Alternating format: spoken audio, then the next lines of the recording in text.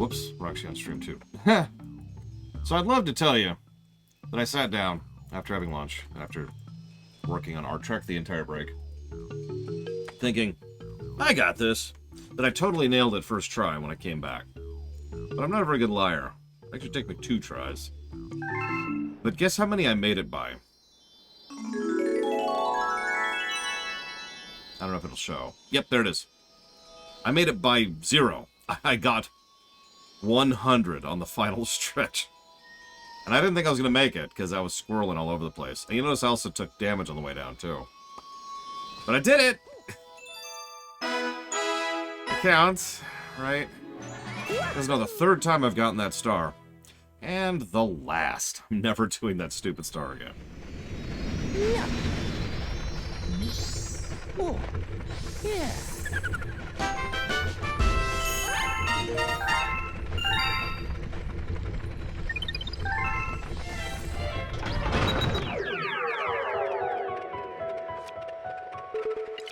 Okay. We've actually been doing a lot of sweeping. Double check a few things here.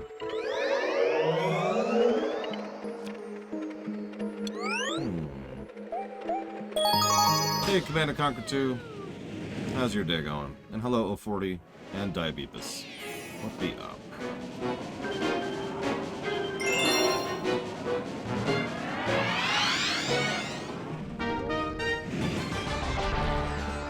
So I missed a coin here. In a good way or a bad way, Command & Conquer 2? So those could be very different things. In a good way. Okay. Congrats, then.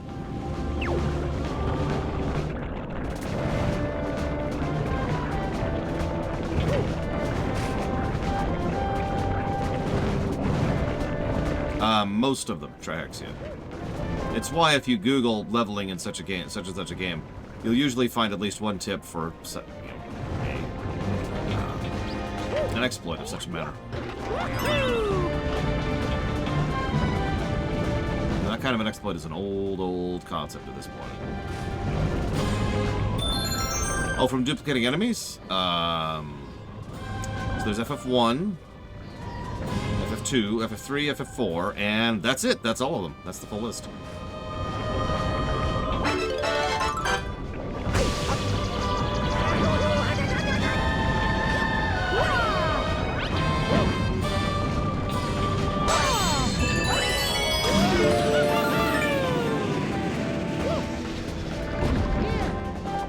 There it is. Can't believe I missed that.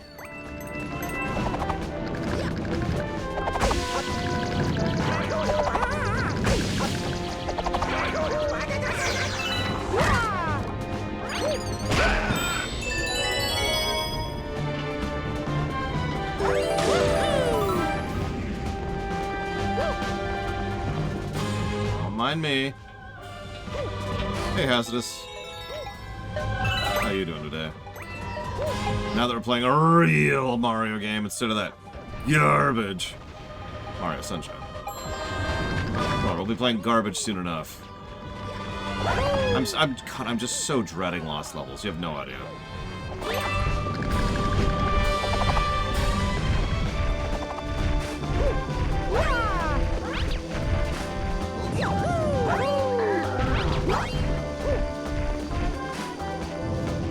Up. Not quite. Let's go again. Oh, come on!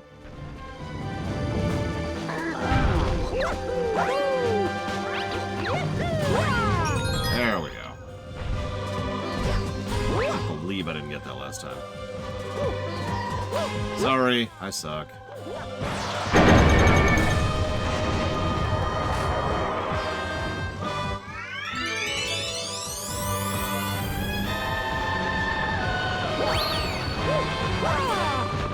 I love these enemies. I wish we saw more of them. Just temporarily eating away the terrain. Hey, Fife.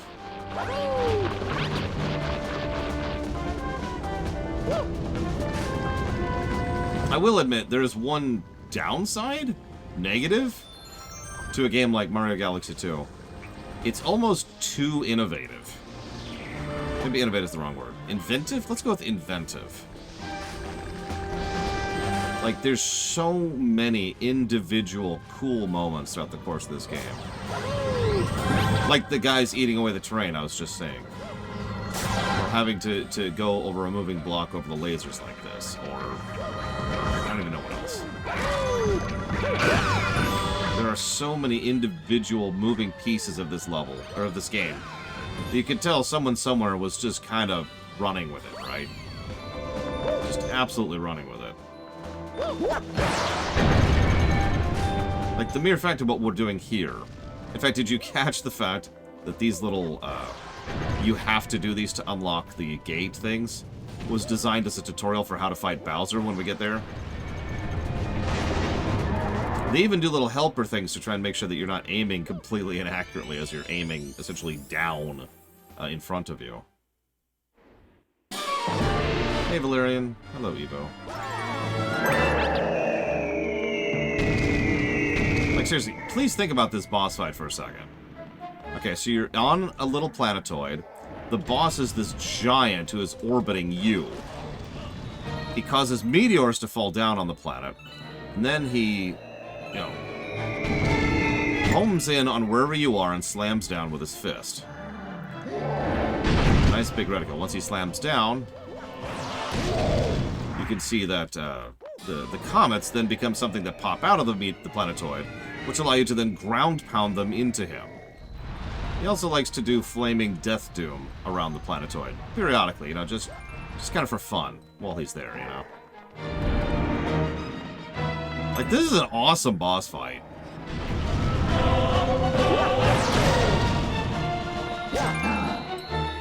I'm probably making it look easier than it is, because I'm extremely used to this. This is not exactly my first time playing this game.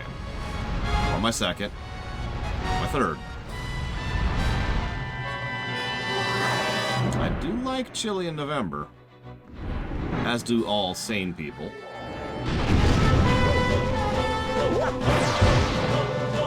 So, I'm actually glad I got to show that off, because I was trying to do it last time.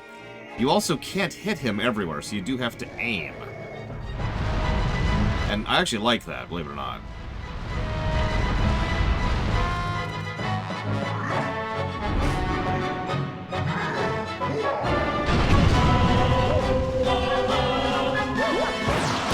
Hit him right in his gob like that. Okay, we've done this. Skip cutscene. Skip cutscene. Please. Game, you let me skip cutscenes. What are you doing here?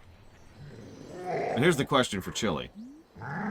Beef, pork, chicken, or all of the above?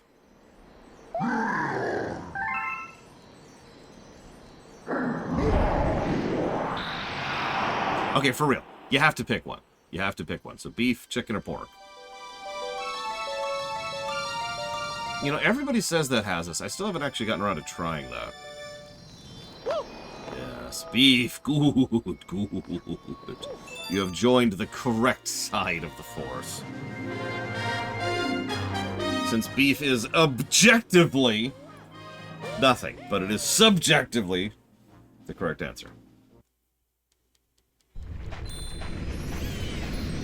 I mean, I do like spicy chocolate, I'm not gonna lie.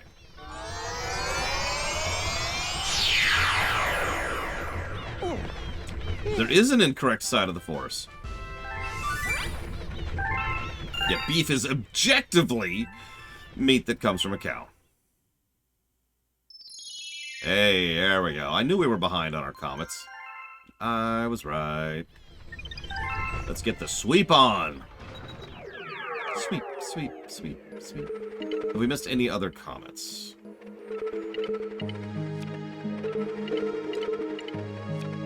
We have.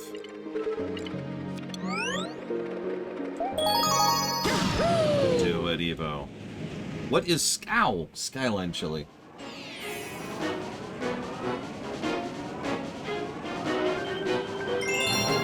Explain to me what Skyline Chili is, Retro Justice. Or be destroyed. I've never had veal chili. Of course, I've never had veal, period. If veal's what I think it is. Oh my god, is this where I think it is? Is this No, I've got to be wrong. I've got to be wrong. I'm wrong. Okay, thank God.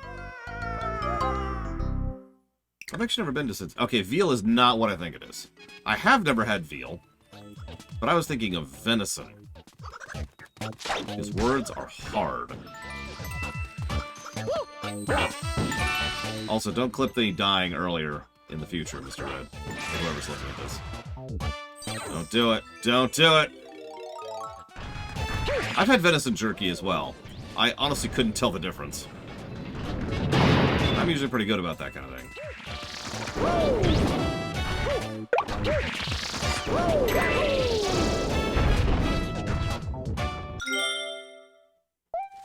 Hang on. Why don't we hit up the old Google machine? Dear Google, please stop spying on me. Sincerely, the entire world. P.S. Rotten hell.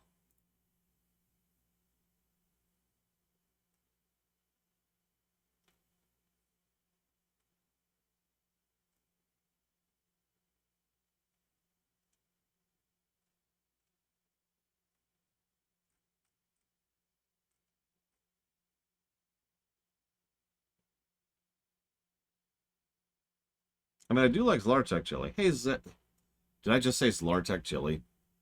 I love Zlartek chili. I don't know about you guys.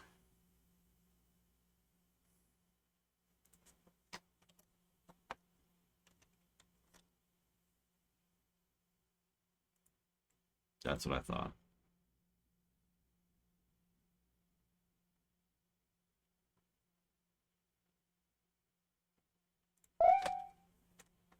Listen, Zlartek was just too tasty. I had to. I was hungry. Venom is probably the best of those Pillars of Snow. But Morbius is the worst, and Venom 2 is so bad it's good. Listen, Zlartek. Never heard from again. Alright, thank you very much for the sub. I will put that down for things. But you gotta give me a minute on that part. Zlartek 2. The Messenger. Dragon Quest 8. And Xenogears. Thank you, Zlartek. Because, yeah, Morbius should have been so bad it's good. It wasn't. It was terrible.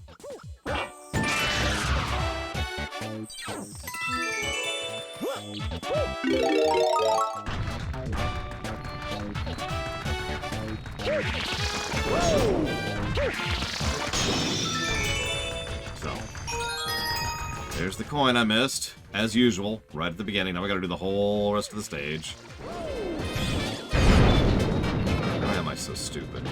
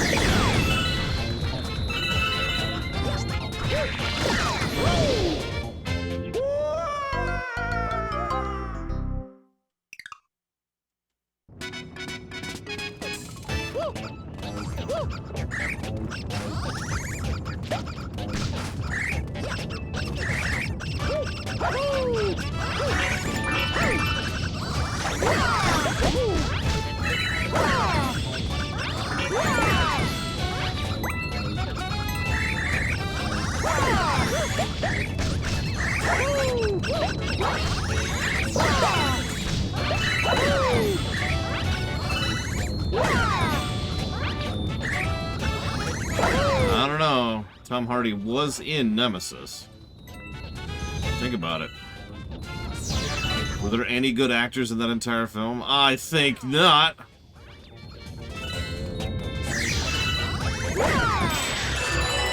Now, the problem is the good actor rule doesn't apply. Because Patrick Stewart is in the Emoji Movie. Like, I don't have to explain anything else. Patrick Stewart is in the Emoji Movie. End statement.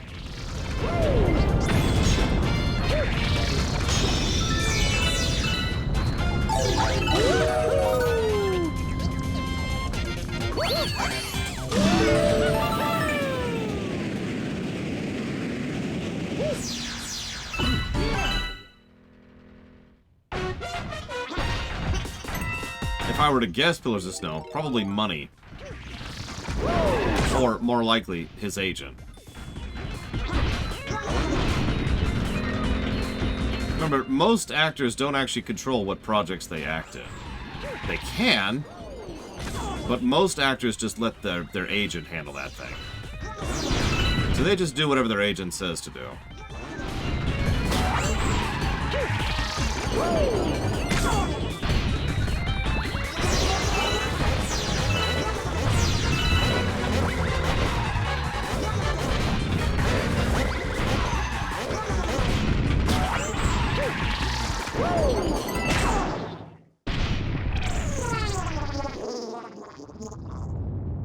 Yeah, true enough, 040.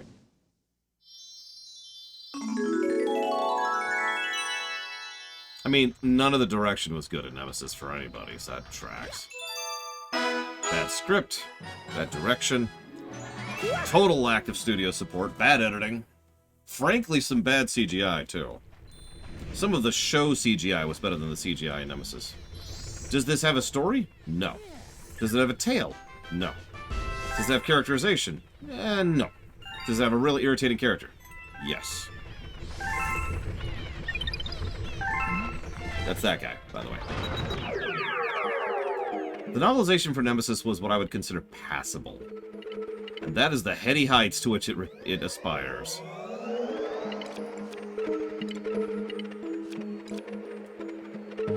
Did you do what I asked you to do? God damn it, I missed a coin here, too. Ugh. This is frustrating. I blame you.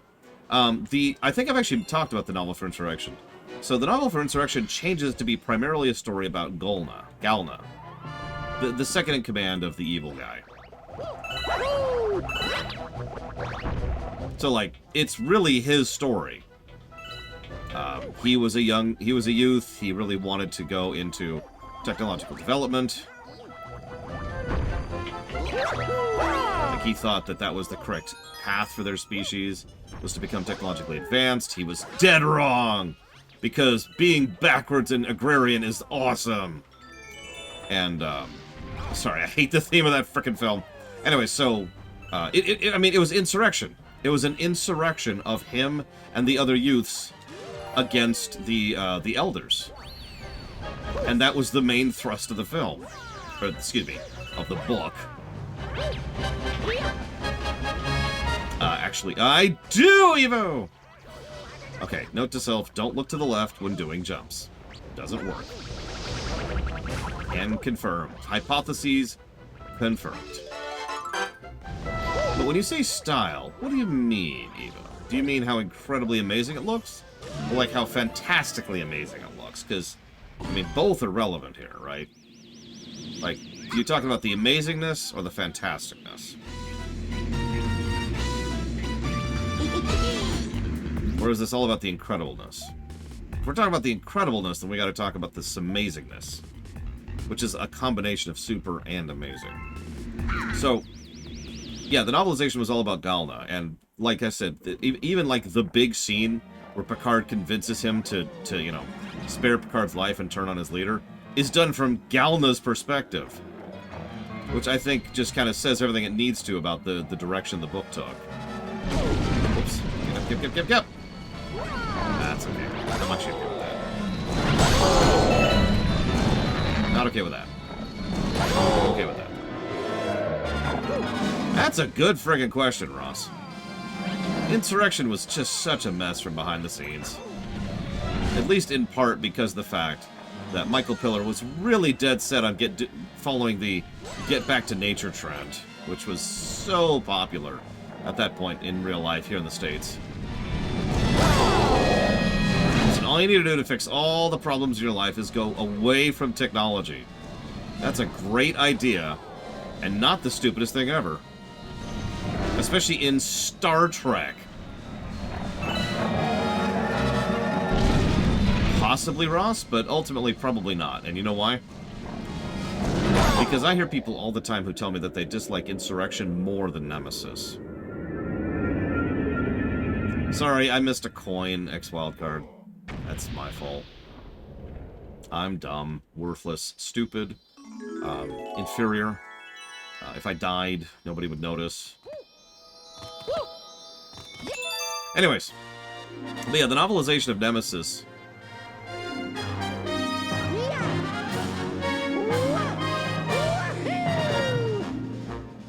is passable. I think that really is as high as it gets. Even, I would honestly still probably call the novelization of Nemesis a lamentation overall, or a net negative. That's... If you don't understand, you're probably thinking, that sounds terrible. That is a huge jump up from what it is in the movie. So, I stand by it.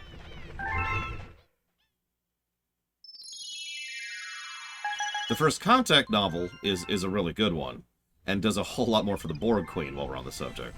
The novelization for Generations is a novel about time travel and generations, which is, you know, in contrast to what the actual frickin' film is about.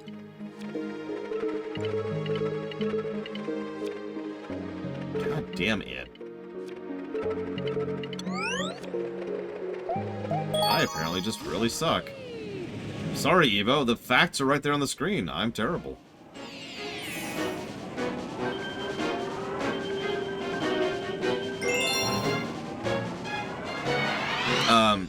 Star Trek VI is one of my favorite films of all time, Ross. So... Star Trek IV is... amusing. I mean, it's okay. I'm curious... So, a friend of mine is going through Star Trek for the first time, essentially with me. I'm actually quite curious what their thoughts are going to be of the movies when we get to them.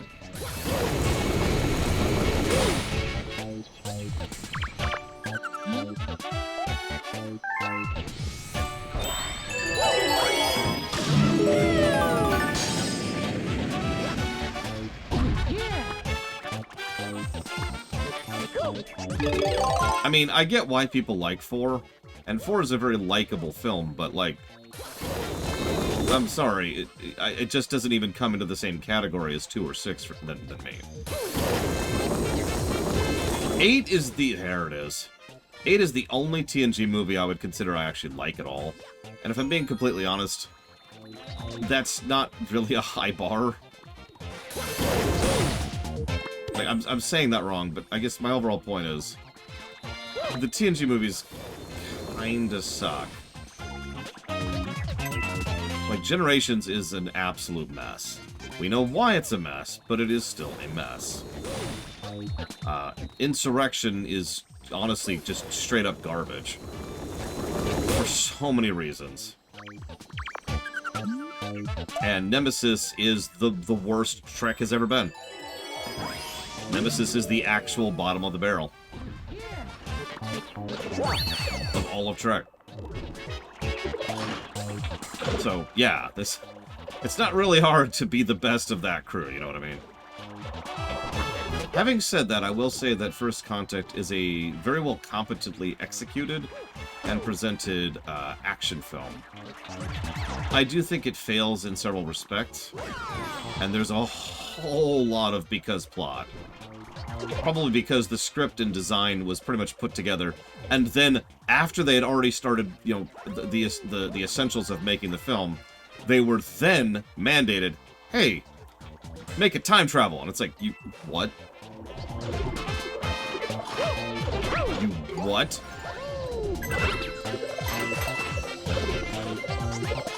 Like, if you ever noticed, most of the worst parts of that film are the things that have to do with the time traveling and the past. Everything else is kind of like, yeah, okay, sure. Like, everything to do with the Borg, Picard's personal journey. That stuff's pretty legit.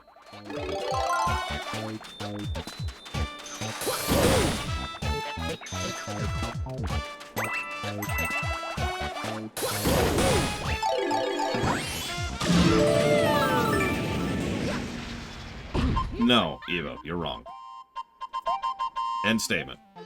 I do like the fact that Cochran was not a flawless person, although this is going to sound really strange. I kind of wish he wasn't in the film.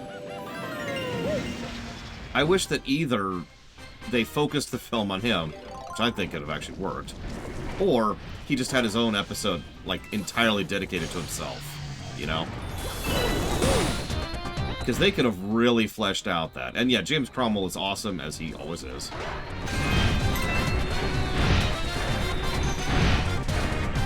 Oh yeah, they also introduced the Borg Queen. Thanks for that. That's another executive mandate.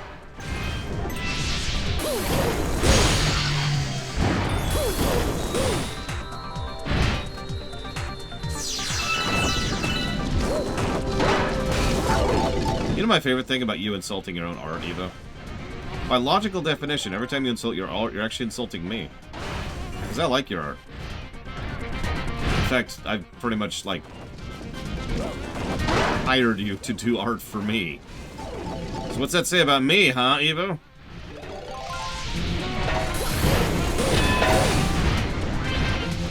She didn't think about that.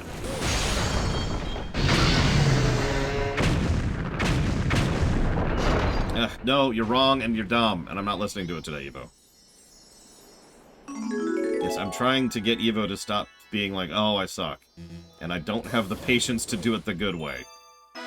So we're gonna pull out this gigantic hammer. It looks a lot like Frostbone. Don't worry about it. It's actually a hammer. And I'm just gonna be like, bam, bam, bam. And all of that, like, oh, I suck-itude is just being destroyed in its stupid goddamn face. It's dead. It's been thrown into the fucking sun.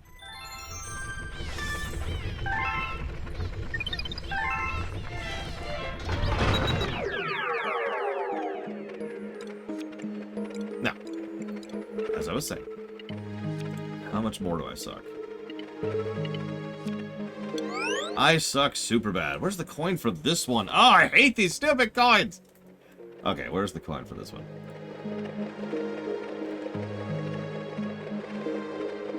No! See, you can't do that, Evo.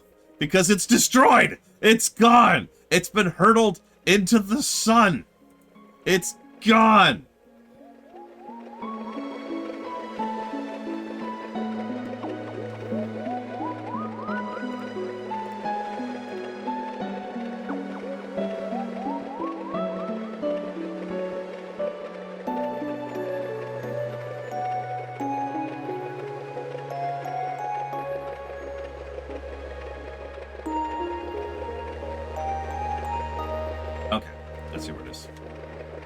Okay, thank you, Evo. God. Hi, Kieran. Earlier. What's up?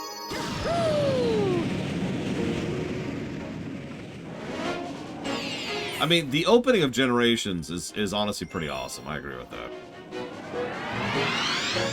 It's a shame that, you know, wasn't the film. By the way, the book goes even more in depth into that, because the book has a scene before they go on the Enterprise B. And then the book has a scene after, I say a scene, it's a whole sequence of the book, before and after the Enterprise B scene. So they stay in the past for several chapters.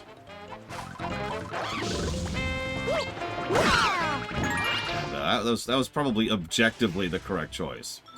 Yeah, Scotty, Spock and McCoy show up in the after scene I just referenced. You've only watched 2, 3, 4, 6, and 8. Are you missing much? No.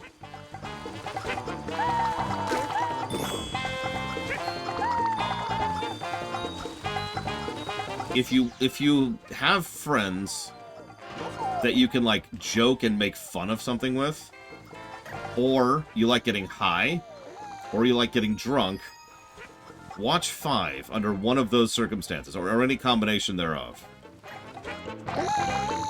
Because Star Trek V is something worth MST3K. It's not a good film, but it is a amusing film. Yeah, 5 doesn't fit so much, it's kind of bonkers how much it's not a Star Trek film. It's crazy.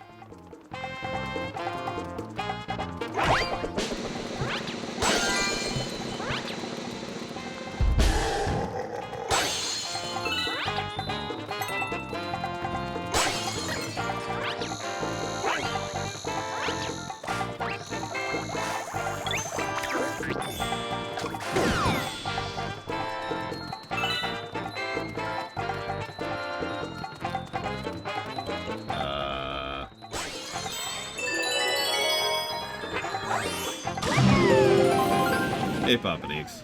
Happy N7 Day. 5 can be so bad it's good, but you really do have to walk into it with that mindset. If you walk into Star Trek V expecting a good film, it's just going to grate on you. Trust me. Not just speaking from personal experience, but I've seen several other people walk into 5 expecting it to be, you know, at least like a passable film. Like, I'll use one example in particular. There's an old friend of mine who was like, hey, I want to watch the Star Trek. So I'm like, all right, well, here's my recommendations, because that's why she was asking me. I'm like, all right. And she's like, oh, well, why not watch 5? And I'm like, well, 5 is, you know, not a very good film. And her response is, oh, it can't be that bad. I think you're just wanting to get me to watch the good stuff. I want to see it, too. And so she walked into 5 expecting it to be a film. She was disappointed. She learned to listen to me when I recommend something about something I know very well. I don't know very many things very well, but what I know extremely well.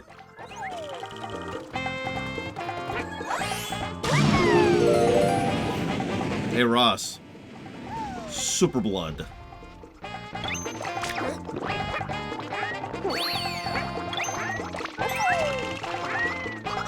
Which, as a reminder, is an honest-to-God plot point in Into Darkness. Like a major plot point, even.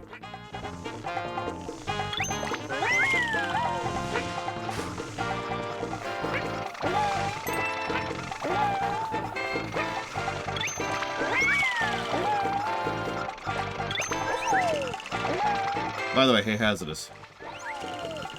What do you give me to dab for every moon again? Random curiosity.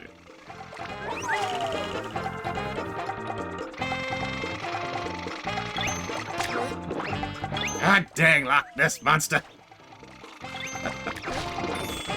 Moon.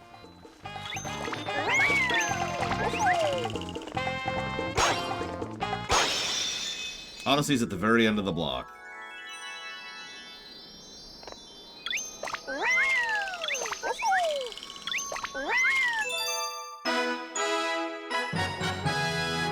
I mean, the Vengeance... I mean, I kind of hate the Vengeance. It's my second least favorite ship in all of Trek. But, that's not true. There's probably worse. But it's the biggest one. It's not like... It's my second most hated ship that isn't a ship of the week. Yeah, the Scimitar is the first.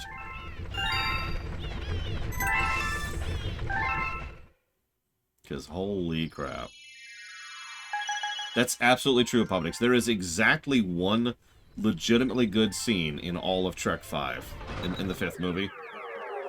And it's so out of place, it's actually worse for it. That's the really funny part. You know what? Honestly, that would be valuable to me, Hazardous, so I'll consider that sold. Yes, the bean scene. How did you know? Why do I hate the Vengeance? Well, first of all, it's got a giant open V in the middle of the saucer section, which is done for so many reasons I don't even have words to put into it. There's a giant... They carved out a V out of the saucer section. Do you have any idea how stupid that is? How many conduits and platforms and corridors had to be rerouted because it couldn't go from here to here, and instead had to do this to go around this V they carved into the middle of the saucer section.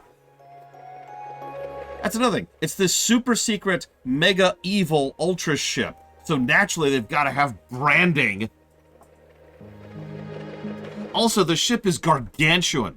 Look up how big the Vengeance is sometime. That ship is hilariously huge. That ship is stupidly big. Hang on. It gets worse. Because this entire gargantuan ultra mega death ship is designed to be run by one person.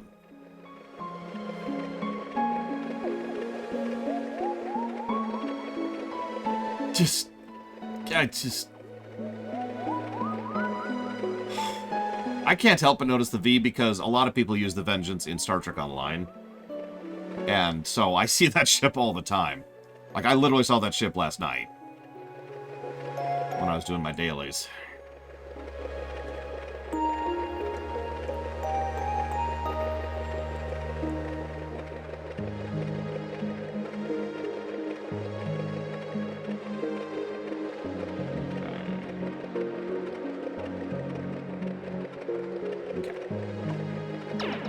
No, no.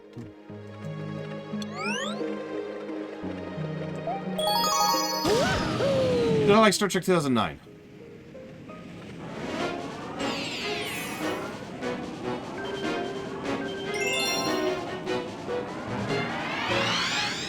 I liked Star Trek 2009 in the exact same manner that I liked Episode 9 of Star Wars.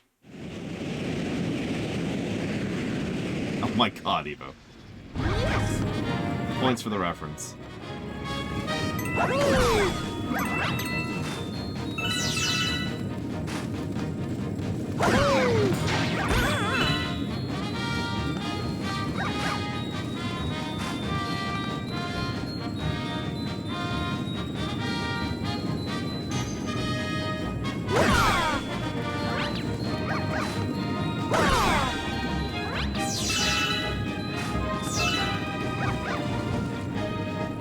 Yeah, no, exactly, Blade Chaval.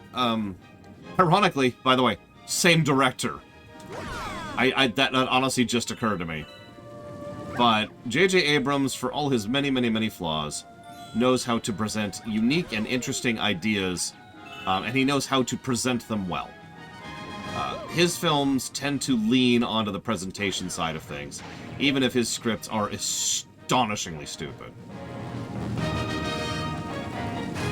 2009 is not what I would call a good film, but I can at least enjoy it, right? Yeah, exactly. The gameplay score would be pretty decent.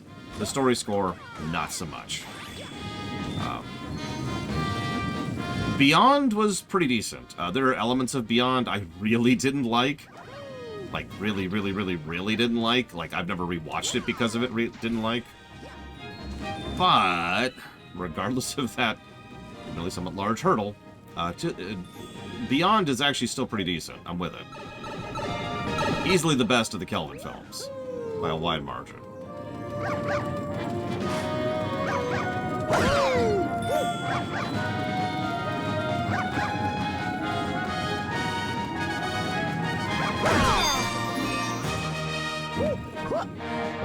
Yeah, who knows at this point, Ross? I don't know if you've been paying attention to the behind the scenes like I have. Probably not. Paramount is not doing so hot, and Star Trek is actively in the throes of currently dying again.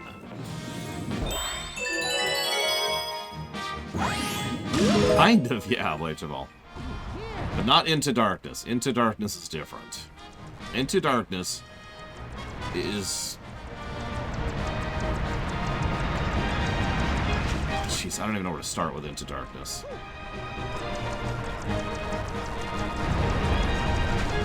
I really don't know where to start with Into Darkness. A major plot point of Into Darkness is that someone can beam from Earth to Kronos. You know, with, like, a transporter. Now, I know. I'm probably the only one who gets bothered by that kind of setting-breaking crap, but the reason that kind of thing bothers me so damned much is specifically because that would destroy the setting. That would so fundamentally change Star Trek as a setting if that were true.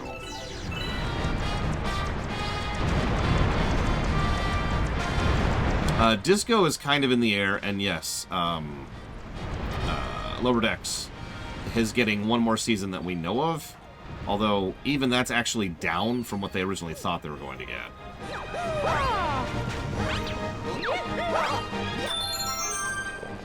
So that sucks.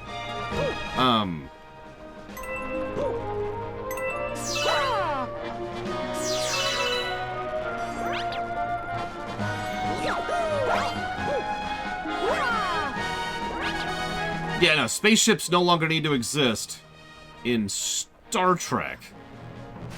Congratulations. They also conquered death. Now, I know that sounds a little bit ridiculous, and also if you've watched Star Trek, you know that they've conquered death several times in Star Trek. But no, I mean that with total sincerity. This is not really a spoiler, but if you don't want to be spoiled on Star Trek Into Darkness, please mute me for a few seconds, okay? Okay, so Kirk dies from massive massive radiation overdose. For those of you who have even the slightest idea of what radiation does to the body, you know, he dead, yo. It doesn't matter, like, how many parts they put him into or, like, how they replace his body. No, he's dead. His organs have melted inside of his body, right? He is turbo dead. And they inject him with some super blood, their words, not mine, and he's fine. That is why I use the phrase, they conquered death. Because if you could cure that level of death that effortlessly, that's ridiculous. Oh yes, and as Zactaf points out, by the way, that cure is from literally centuries ago. So actually, they conquered death forever ago.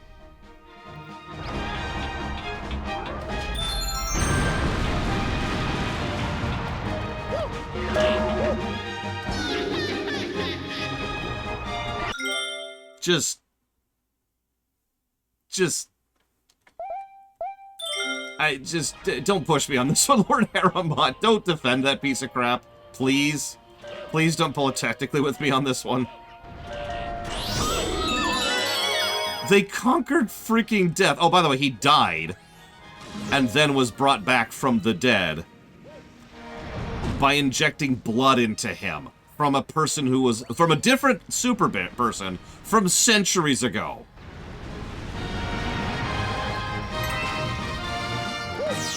God damn it! Alright, I'm done. Just... That movie pisses me off. And it's not like Star Trek is exactly the pinnacle of good storytelling, you know? It's not like... Oh my god, I'm dying. I'm dying!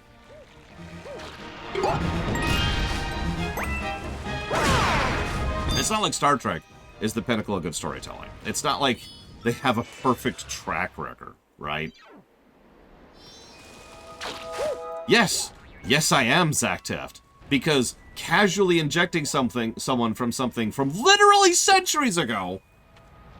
Like, I want you to imagine for a moment, Zacteft. Just picture this. Put this into your mind, okay? Okay, you ready for this? I want you to imagine, for just a second, that I inject... Oh, that's bullcrap! Oh my god.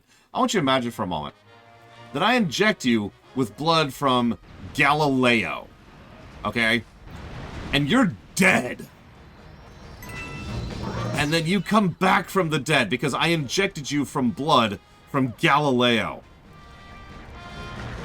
What they did in Mass Effect 2 is so amazingly contradictory to that I don't even have a way to put that into words. I'm actually failing at putting it into words because of how much that has nothing to do with what I'm talking about at all. Like, I want you to actually picture that.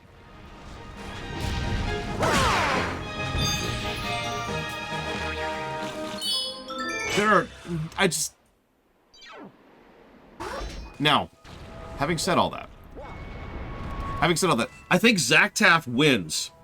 I think Zactaf wins the One Change game. You remember the One Change game? For those of you who are not familiar with the One Change game, the idea behind the One Change game is that you have to change...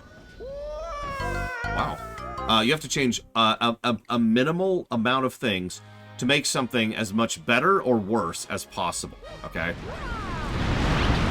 So, you know, the classic example is, how do you make episode 1 a good film with only one change, right? Because you want to do as few changes as possible. So I think Zactaf just made Mass Effect 2 a substantially worse game with one change. They inject Shepard with super blood from a century and a half ago. And that's how Shepard came back. There you go. Bam. One change. The game now sucks. And Sean wins. Oh, that would be terrible. That would be so bad.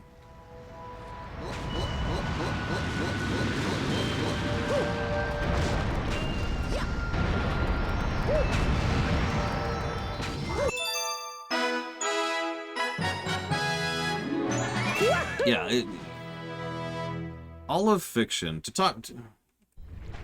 put this into real terms for a second. All of fiction is a degree of the constant dynamic between the creators and the perceivers, and the ever dynamic and flowing concept of the suspension of suspension of disbelief. And so when you have something ridiculous, you have to earn it, right? You have to do your groundwork. You have to put the effort in to make it something that makes the audience go with you. Because you're making stuff up, right? That's fiction. That's the nature of it. You're making stuff up. So you have to do something to make it so that the audience buys it. And that is the critical distinction. All of the little details and individual stuff obviously matters to me, because I'm very much a specifics matters and a details matters kind of a guy. That's just me. You know, everything is case by case, yada, yada, yada. But...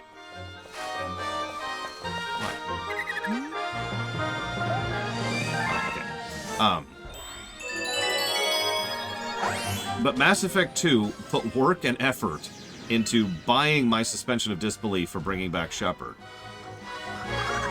And Into Darkness did not. I apologize for how long it took me to get out that simple sentence, but you know, I'm terrible and worthless and dumb. Alright, so make sure to put that in the highlight reel. Lore is worthless, terrible, and dumb. Alright, so... Okay, so, I had someone in chat, I think it was, Paranoid Android. What's the one change to make Episode 1 a better film? That's actually easy, honestly. We've done that many times. Make Anakin a teenager. It changes the dynamic of quite a few scenes, and some entire sections of the script will have to be rewritten from scratch. But it is one change, and it does make the film noticeably better. So there's your one change game for episode. Now, what's one change to make Episode 1 a lot worse? I keep saying one change. It's actually called the minimum change game. I apologize for calling it the wrong thing. So how do we make Episode 1 worse?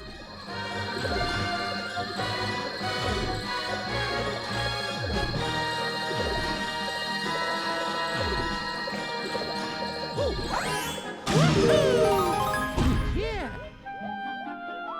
Oh my god, Hazardous. You win, Hazardous. You win, sir. I'm gonna clip that. So Hazardous has a one change game to make Mass Effect, one minimum change to make Mass Effect 2 a much worse game. You ready for this? Shepard survives by being infected with superblood, and they're so resistant to Reprotect because the superblood is advanced Necron technology, and the Necrons are naturally more advanced than the Reapers. That's great. Okay.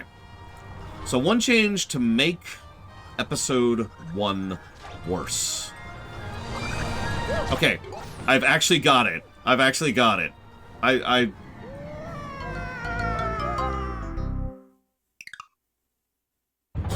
want to hear yours. I want to hear yours before I share mine.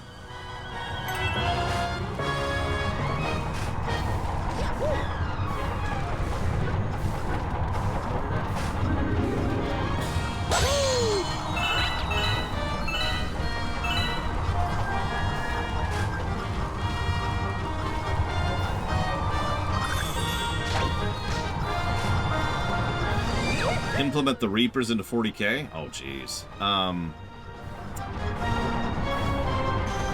Failed Mechanicus experiment. The Reapers are actually Adeptus, or Adepti, or whatever the proper terminology there would be. And there was an attempt to fully merge with the machine spirit. That kind of went a little bit awry.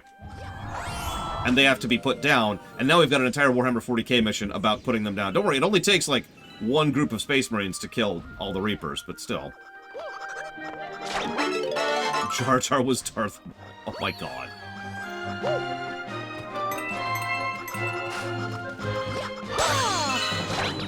Listen, in the sun, Evo, I'm just saying, it's in the sun. Make Jar Jar a Jedi. Make Jar Jar... I notice how many of these changes involve Jar Jar.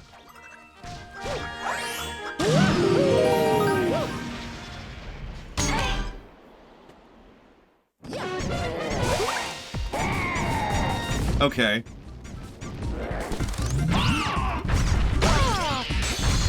You ready to hear mine? One change to make episode 1 worse.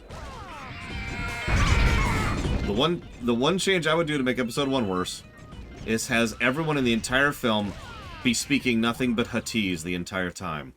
Fresh reminder, Huttese is not a real language, so they would be speaking gibberish the entire film.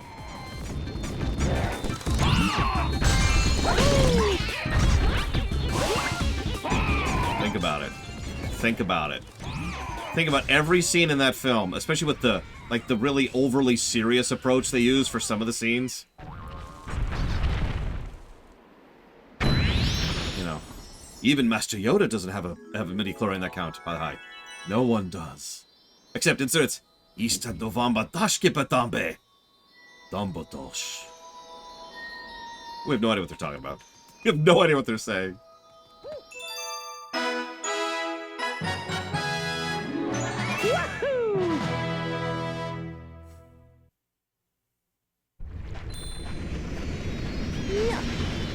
Now, hang on. A second change would be to subtitle it.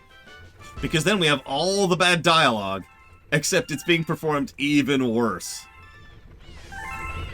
It's like the worst of all worlds.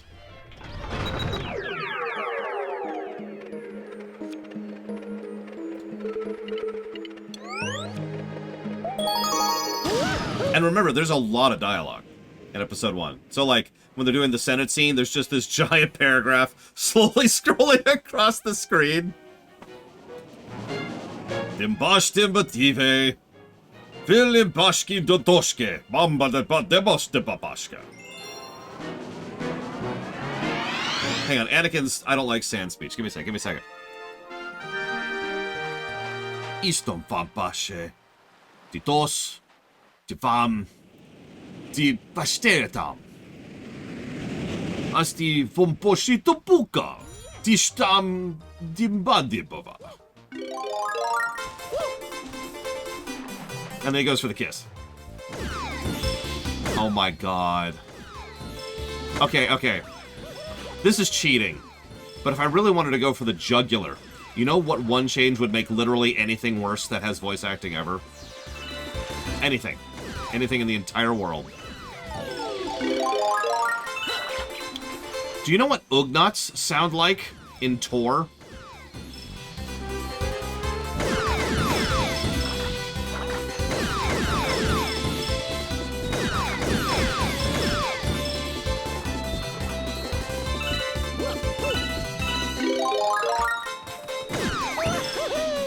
What'd I miss? What'd I miss? What'd I miss? What'd I miss?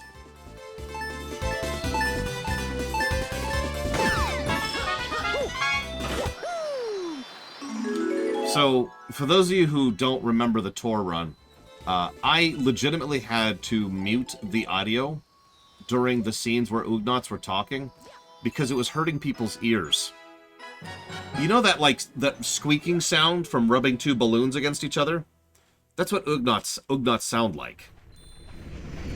So just, the whole movie is just... Oh, yeah.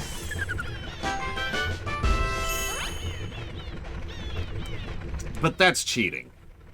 That would make anything worse ever. That's just, like I said, that's just going straight for the jugular.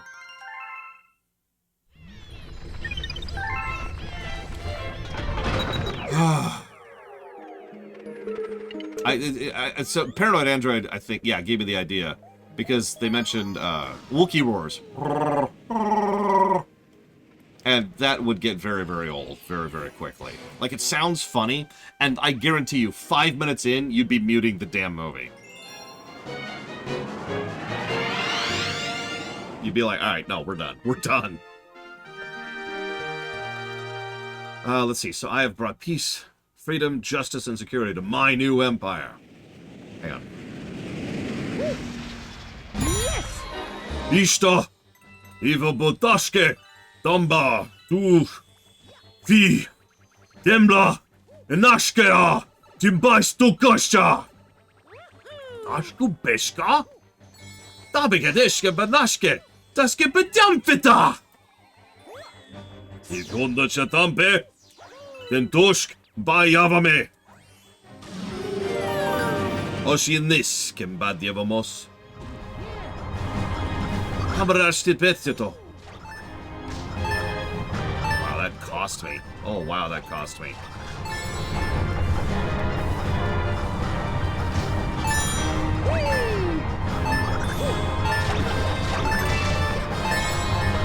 Nope. What? God damn, as my phone beeps at me right the last second there. Okay, so hang on, let's move forward. Okay, fine, we'll put in the highlights. It's me doing the Huttese thing earlier. Okay, so. Minimum change gain for episode 2. Make episode 2 a better movie with as few changes as possible. Go. What do you think, everybody? I love this song, by the way. Quite unironically.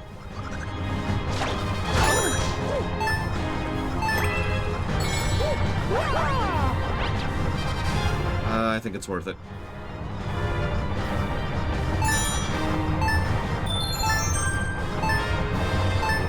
I was wrong. Okay, we'll accept death.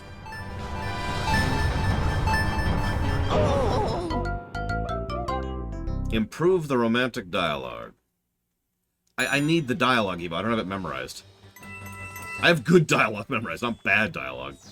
Okay, that's not true, because I just quoted the Sand speech, but whatever. Let's see, I really can't remember it. Like, they're like, oh, I totally can't be with you. No, I can be with you now. I truly, deeply love you. That's right, that's a line, isn't it? Vidashkve, mistve, lashtu, Dambashkowaba. Ambashkowaba? Kiss. Ah, it's the second one, that's fine. It's worth it. Sorry. Spend a millisecond deciding there. God, I love these frickin' stages.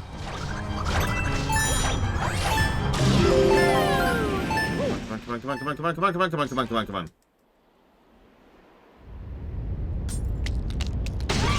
I mean, it's not like Hayden Christensen can't act. We've seen this recently, for God's sakes.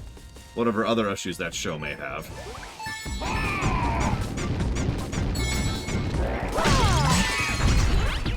Officially in a hurry here.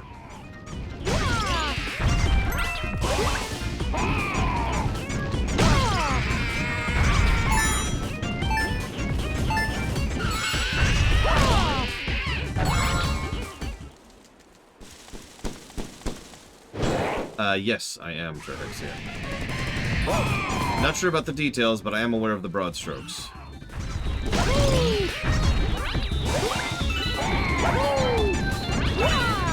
God damn it, game, come on. Do what I want you to do when I want. Oh god, I just lost like 5 seconds. I might just have lost the match right there.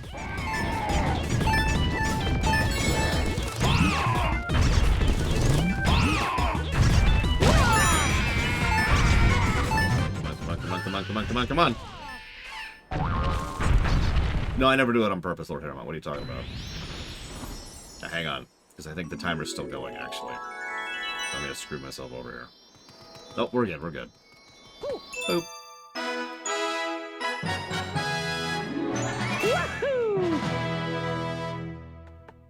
How do we make... Yeah, no kidding, Hazardous. They really should. If they're smart, they will. They're not smart, so they won't.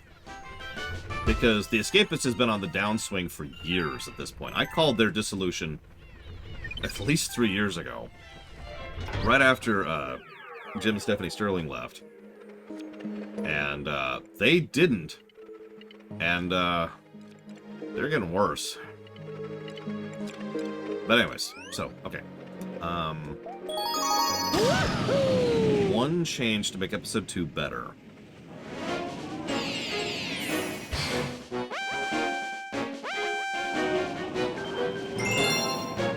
Oh god.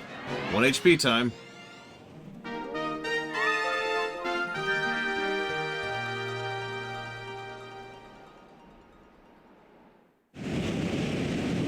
See, that's harder. Because episode 2 Yes. sucks top to bottom. Its pacing is off. Its sequencing is off.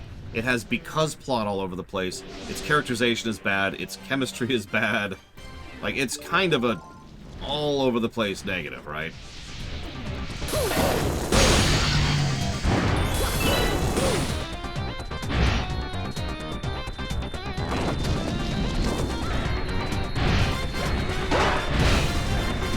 Love the song.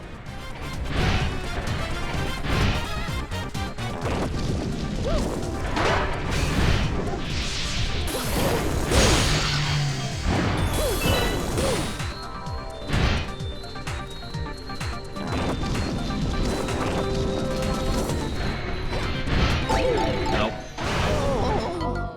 I was just a little bit too early, like literally half a second too early there.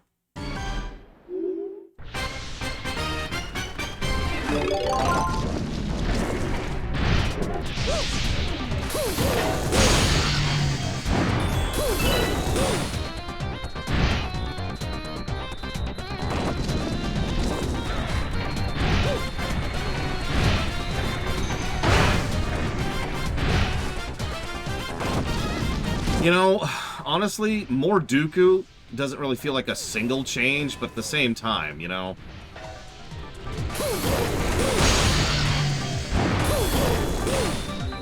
Like, we just didn't get a lot of this guy who's a major figure in the lore and a major figure in the story, and he's just kind of there.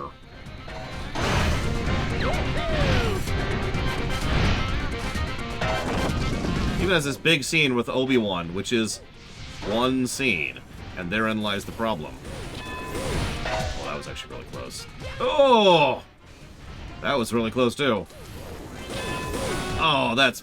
Oh, crap! Continue! Ah, come on!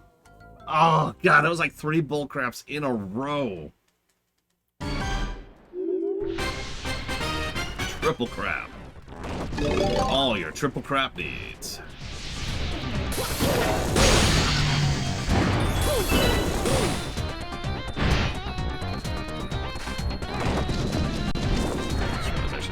Get a safety save, and I haven't done that like today.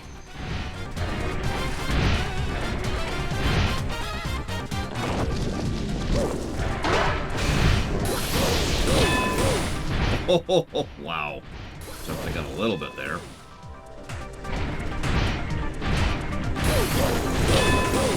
I disagree with that. What the crap was that? Hang on, Paranoid. Let me finish. So, episode 2.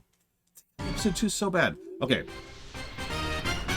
Yeah, no, let's just really lean into more Dooku. Eject several entire scenes and just really lean on having him be a central character of the film. I guess that's as good as it goes. So hang on. One change to make episode 2 worse.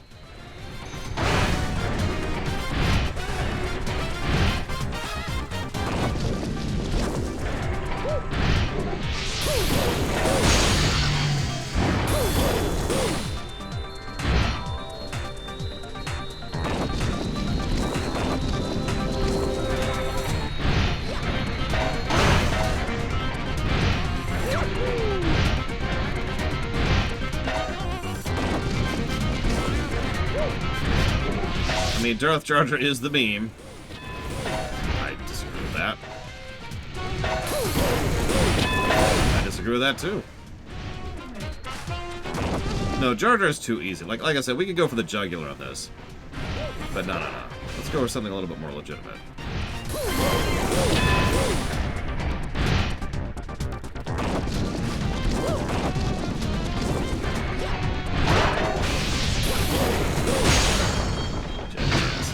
Alright, I've got it. Eject the first Battle of Geonosis from the film entirely.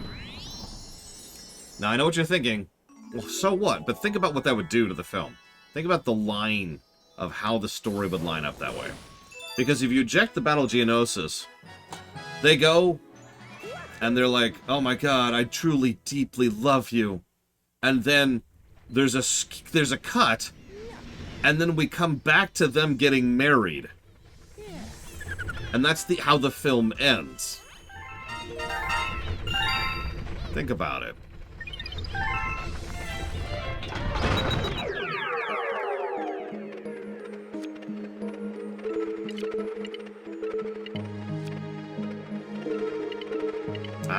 Think about it. So, Episode 3. alright, hit me, Paranoid. What do you got? One change to episode 3. Is this for better or worse?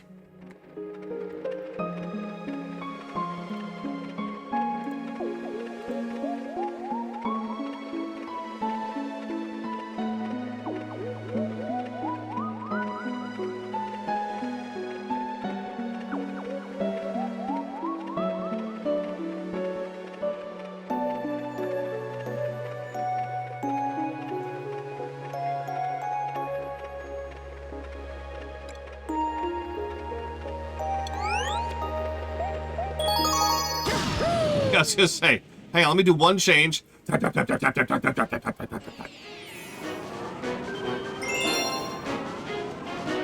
I'm not done yet. So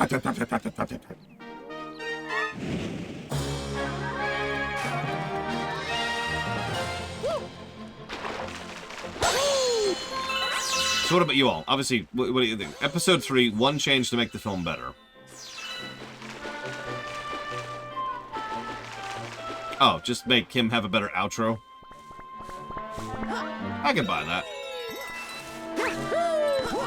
Oh, trust me, I know, Evo. It's actually the biggest reason why Unreal isn't on my engine. Or, words! The biggest reason why the Unreal Engine isn't on my computer is because it requires the Epic Gaming Store, which I sort of refuse to do.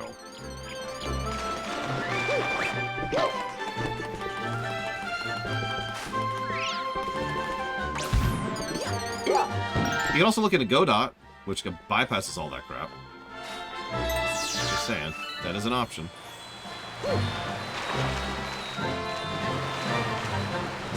There's Jobin here. I could be like, hey, Jobin, help me convince her to go with Godot instead. One scene to make the whole movie better. Or one change, excuse me, one change. So this is kind of a cheat, but can we just completely fix the Minwu versus Palpatine scene? Like, completely fix it. Wow, that was terrible. I might as well just go kill myself. Okay, that's valid. That's valid. So anyway, suicide, yeah! There's only one that I'm aware of? Yeah, let's go do the hard thing first. If we screw it up, then we can start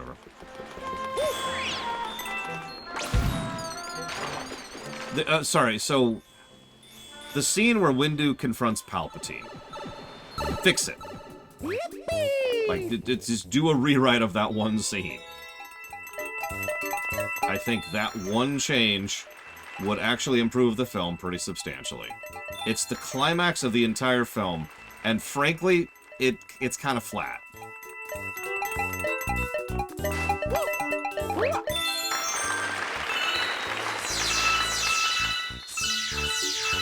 Like, it's supposed to be the big moment.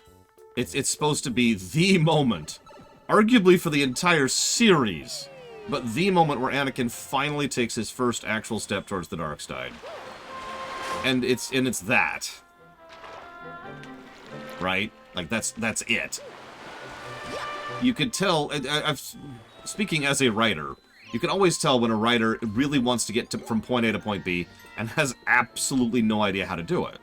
And that scene is one of those moments. They needed Anakin to fall, and he needed to remove Mace Windu from the equation, and Palpatine needed to get his win in, and so all those things just kind of bumped into each other.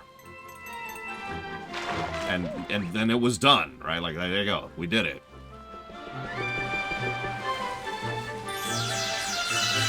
By contrast, I know I'm going to be in the minority on this one, I think the final battle between Anakin and Obi-Wan works a lot better than that. As far as, you know, Anakin becoming Vader. Not exactly perfect, but, you know, better. Hang on, I've got another change for you. You ready for this? This one's gonna be a little controversial.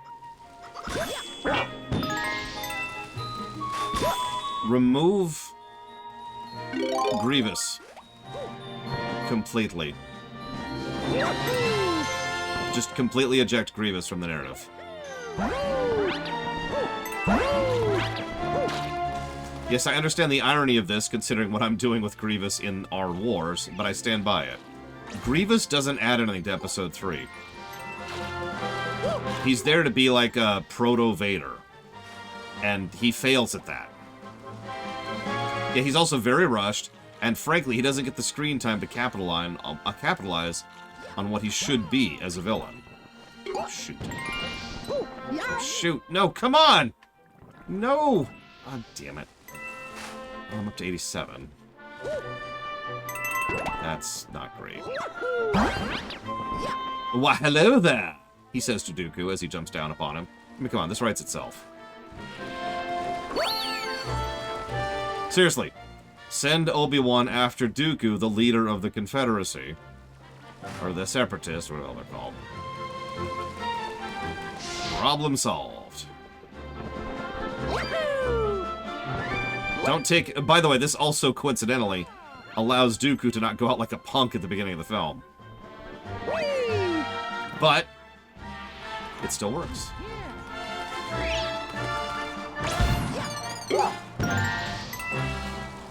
Ugh, I'm missing 7. If I hadn't screwed up earlier, I'd probably be there right now.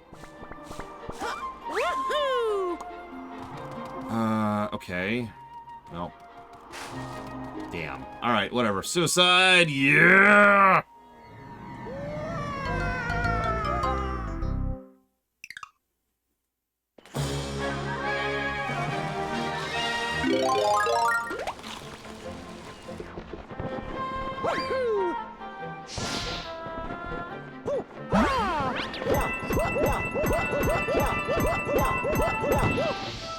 I disagree completely, and don't see where people are coming from on that.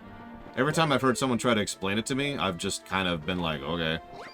It's like someone complaining to me that chocolate cake has too much chocolate and cake in it. I don't get it.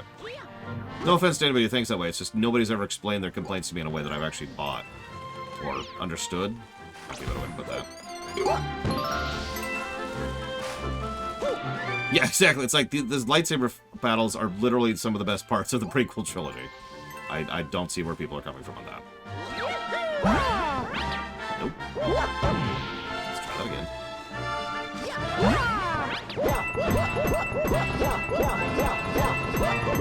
Okay, so that's 25 up here.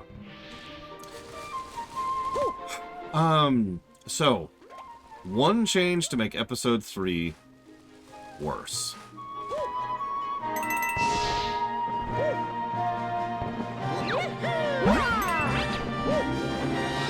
Give Grievous super blood. You win, simple gamer. You win. More kissing. I mean... Actually, unironically, one of the better scenes in Episode 3, in my opinion, is the scene where Anakin finds out that Padme is pregnant. I mean that. It's a really good, heartwarming, nervous, like there's a bit of fear going on. There's a little bit of anxiety, but at the same time, they're like, oh, this is such a great and wonderful thing. What can we do about this? No, our children are a blessing. That's a good scene. I'll stand by that. Grievous is a Necron! Done! God, Hazardous. Stop making Necrons make things worse. That's not what they're there for. Alright. It is. It's a very realistic scene. It's almost like somebody who isn't George Lucas was involved in directing that scene.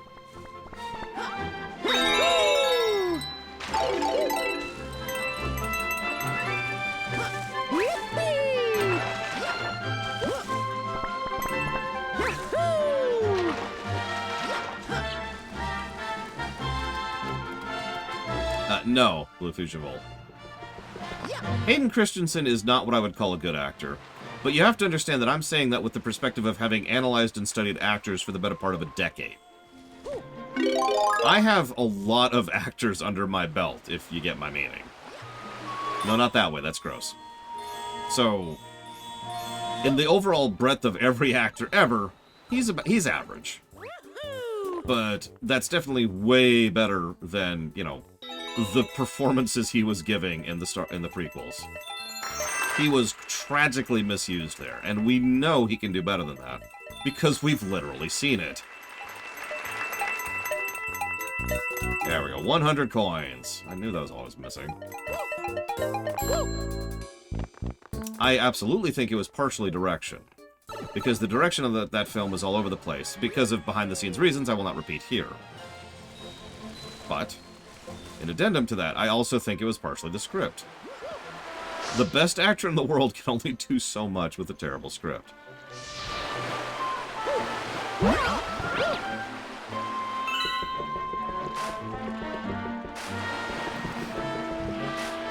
I'm gonna save state for no reason, because I don't feel like doing that again. Alright, so one change to make episode 3 worse. I've got it!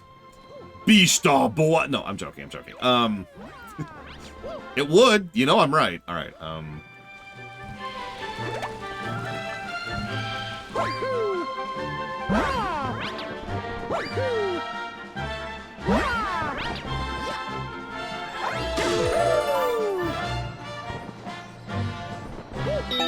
there were coins up here? I didn't even know. I gotta see how many coins were up here. How much did I just put myself through hell for no reason? Yeah, it was 48 coins up here. Jesus Christ. I have seen Ace Ventura. Not a big fan of that film. No, not for the reason you're thinking, just because I don't think it's funny. I've never been into crude humor, even when I was a kid.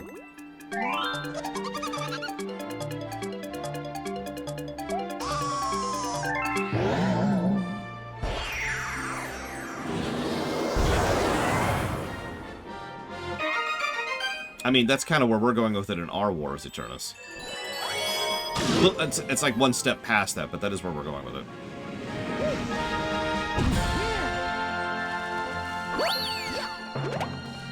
Basically, you can wield a lightsaber without the Force. It's just not going to do anything. No, I didn't even see your question, Evo. Sorry, chat's going a bit quick today. I apologize.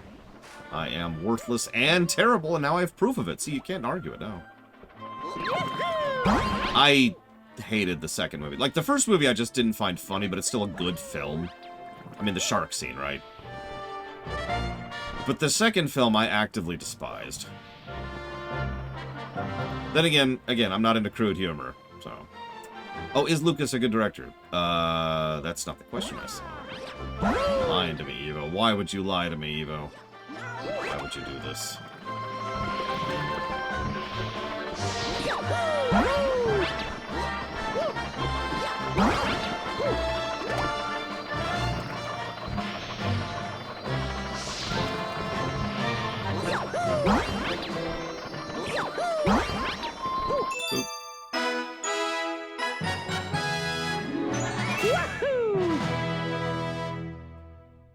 Yes, Triaxia. Yeah. Oh, yeah.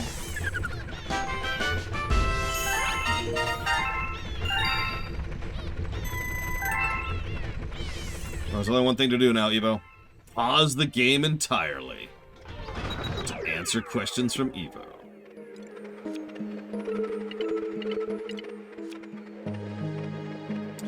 So let's put the controller down. Scratch for a minute.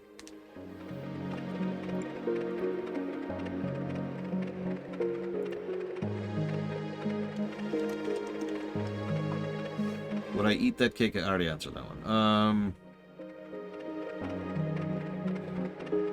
Why does Bowser keep kidnapping Peach all the time? Okay. You want a real answer?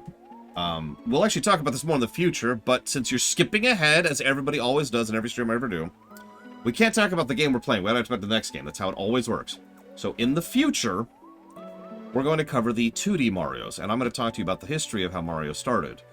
The original Super Mario Brothers, in many ways, was actually inspired by Japanese myth. There's a lot of signs of this all over the place. I'm not going to go down the list. The point is, a lot of the pieces of what became the narrative, the world of Super Mario Brothers, were built off of that kind of mythos, and then they were kind of formed by coincidence thanks to Super Mario Brothers 2, which was originally a Mario game, as I've said a few thousand times, and we'll say it until we get into people's skulls. I love this music, by the way. But then between Mario 1 and Mario 2, they kind of restructured what it was, and Mario 3 is functionally the first real Mario game, the first game that is finally a Mario game. We've talked about that before, where there's the first thing of a series that's really that series, right? Zelda LTTP for the Zelda series, Final Fantasy IV for the Final Fantasy series, arguably TNG Season 3 for Star Trek. You get it. But the point is, because of that origin of the mythos, Bowser was actually an evil turtle demon, or inspired by an evil turtle demon. And so kidnapping the local princess, who was associated with a degree of spiritual purity, was kind of a thing. And then the local populace, who were the animal people, I forget what it's called, but there's a term for that, and it's really common repeating in Japanese myths. That's the toads, by the way. They were all negatively impacted by this, obviously, and the evil turtle demon was just trying to cause them pain and hardship, because that's what turtle demons do. That's the origination of kidnapping Peach. She wasn't called Peach yet. He wasn't called Bowser yet. The concept of the Koopa Kingdom and all that stuff, none of that was a thing yet. But that's the origination point, and because they formed the Mario setting out of that original thing, that just kind of became a thing. When they did Mario Bros. 3, which was originally intended to be a bit of a retelling of Mario 1 with modern tech at the time, they kept that same core concept, even though all the motivations had been flung out the window. And when it came to Mario World, you'll notice he doesn't actually kidnap Peach originally. That's not the original goal of what Bowser's doing in Mario World. That's just kind of an ancillary thing. But then, by then, the whole Mario thing had kind of... Yes, correct, Mr. Red. But by then, the Mario thing had really started to take off and was a fairly major thing, so Bowser kidnapping Peach was essentially a meme. Not a meme as we call it nowadays, as in a joke, but a mimetic mutation. It was something that had entered public consciousness. So Bowser keeps kidnapping Peach now, and pretty much from Mario World onwards, because it's a meme. I know that was a long way around to explain that, but I hope that answers your question in full. Is Lucas a good director, in my opinion? No. And now I'm going to clear out the question queue, because those are the only ones here. Boop. Although there was one question I glanced at there right before I popped it. So, right, I was actually looking something up. Right side down, down. What am I missing here? Oh, no. I think I know what this is. It is! Oh, no! Oh, no. Okay, I know what this is. In lore reasons for the kidnapping? Nope. I gave you the reasons for the kidnapping.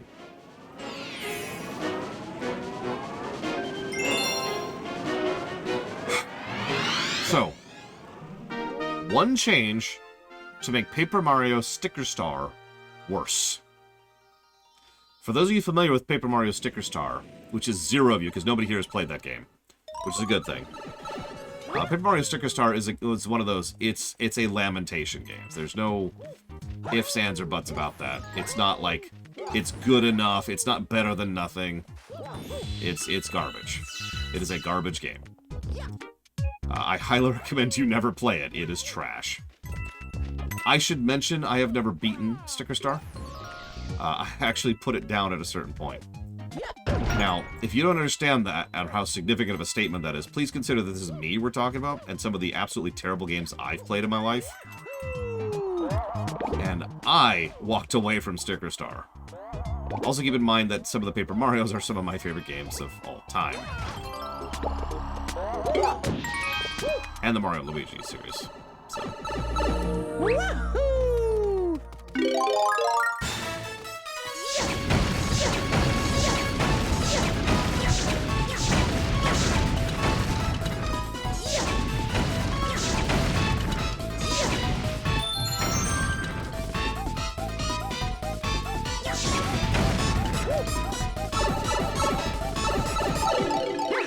So, I'm going to make a save state here for no reason.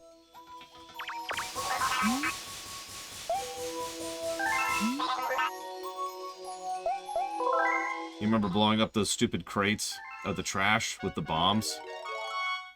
Well, this is worse than that in every way.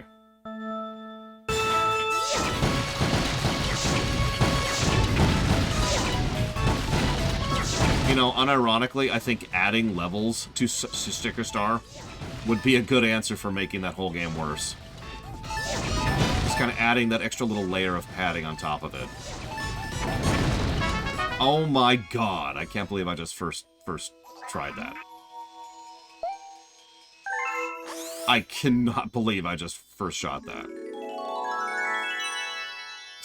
That, unlike some earlier examples I won't name out loud, that was very much not on purpose.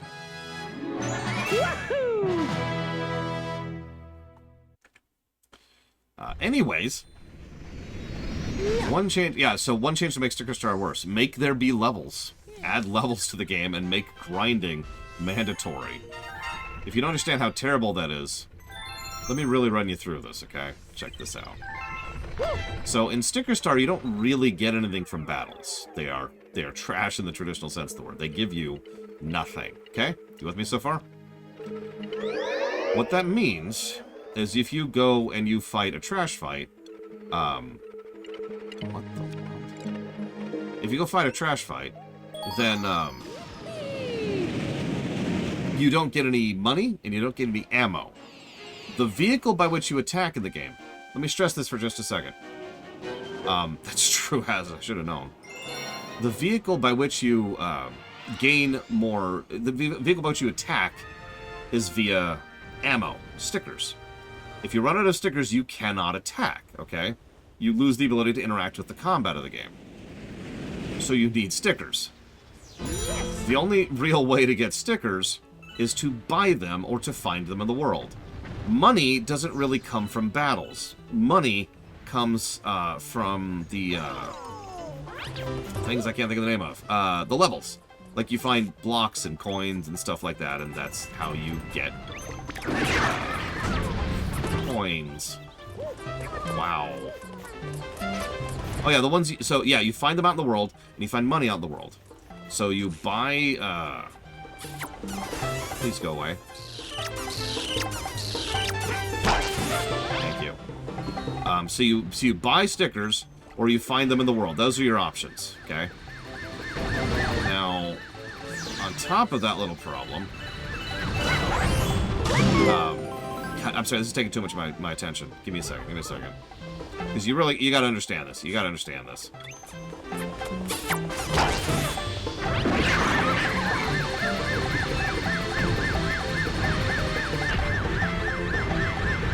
Oh, that's terrible.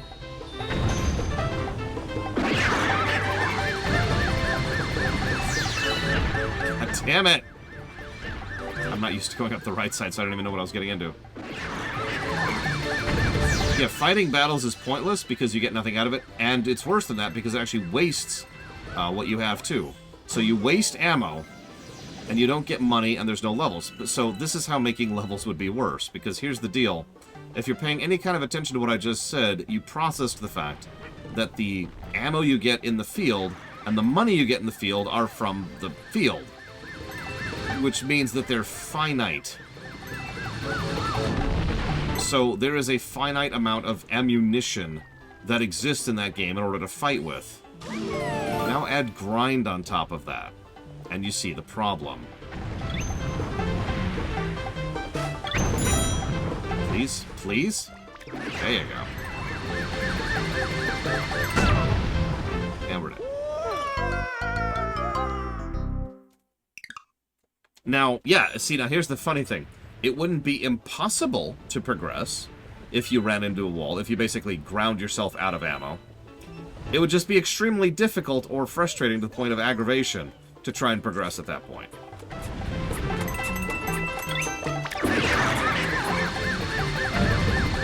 Like, the only way you could do it is by using the very, very, very basic attacks. And you can only get a few of them at a time, because there's only a few of them to get that respawn. It's so bad. God, that game is so terrible. I hate this stage, by the way.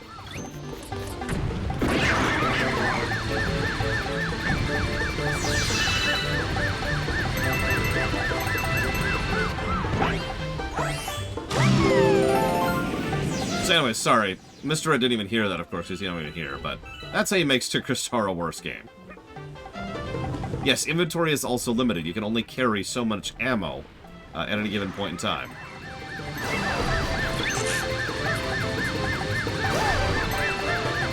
Oh, that game is so terrible. That game is so terrible. How do I make Secret of the Stars even worse? You have challenged me, ma'am. I thought the karate would be what would defeat me, but no. Nope, it's this question right here.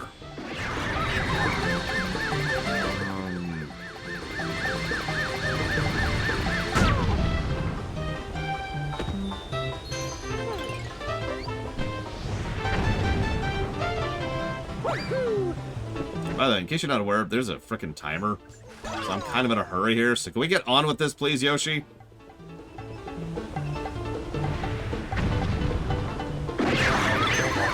I said it earlier, nobody believed me. Mario Galaxy 2 is much harder than Galaxy 1. This is a mean game. And 100%ing this game is even meaner. Oh, Jesus Christ, I have to do this crap again. Okay, we made it, we made it. We got one shot at this. I'm gonna save state just because I don't want to do this again.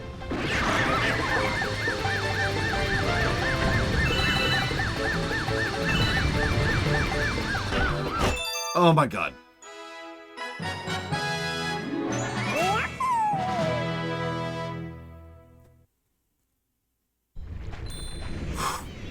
Yeah.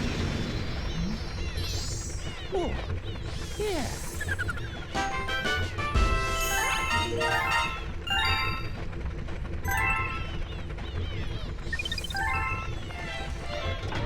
Alright, I've got a cheap and easy change to make Secret of the Stars an even worse game. You ready for this, Savicom? You can't save the game. You have to do the whole game on one save, one run. And if you die, you have to start over from the very beginning of the entire game, like this is an NES game.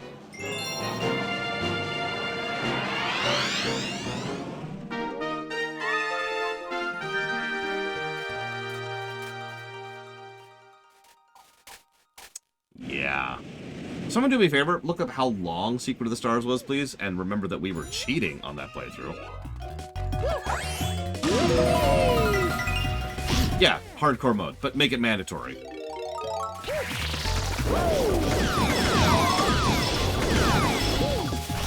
What? Don't stop me there.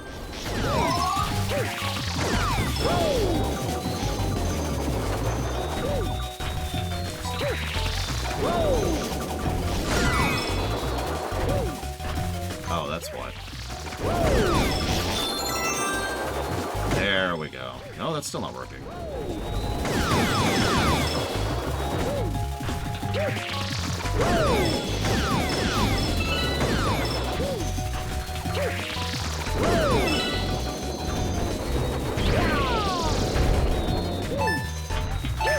I'm gonna fail.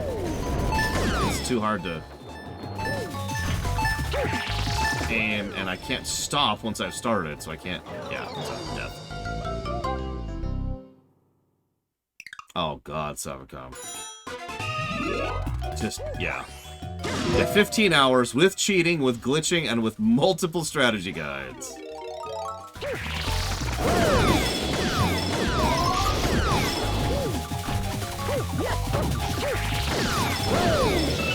Yeah. That game could have been even worse. Believe it.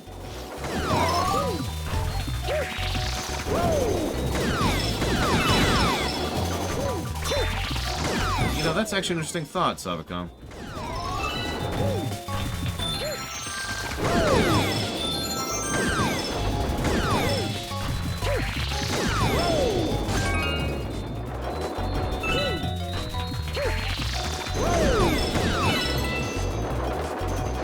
Oh, god damn it. Oh, god damn it. No, no, no, come on! That's actually cheap! I had that!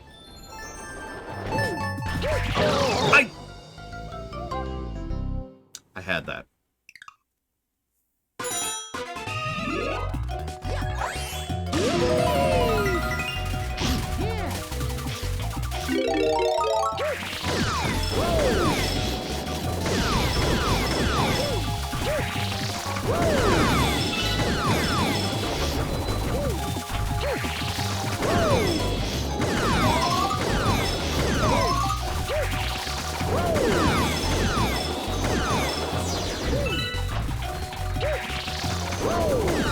what ended up happening, in case you're missing, I have to aim while spinning. And so I was aiming into the spiky plant, and then the boulder ran out right in front of the spiky plant, so I walked into it. That's what actually happened there. And of course, that cost me several seconds because, you know, I got stunned by the attack.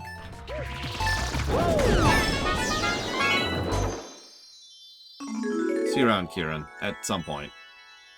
Ooh.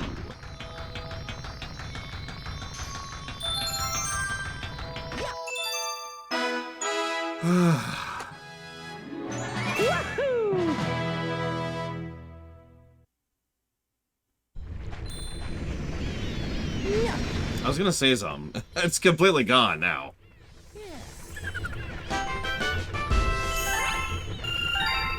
Hey, Tara. How's your day going? Because I'm a potato. Oh, it's a letter from Rosalina, who barely exists in this game. She technically exists in this game. Lubba is the story negative, Blue Fusion. Lubba. Wait, really?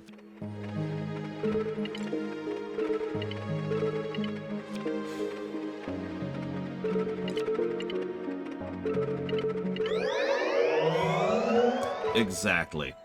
He will not shut up, and he is just filled with empty text. It's actually quite aggravating. Okay, should we be able to access this now? Yeah, can we just have Rosalina back, please? We can also skip the whole world now if we wanted to. I'm going to jot down overworld design while we're here. Because there is some overworld design. You can't really have hub... I mean, you can have hub design, but they don't.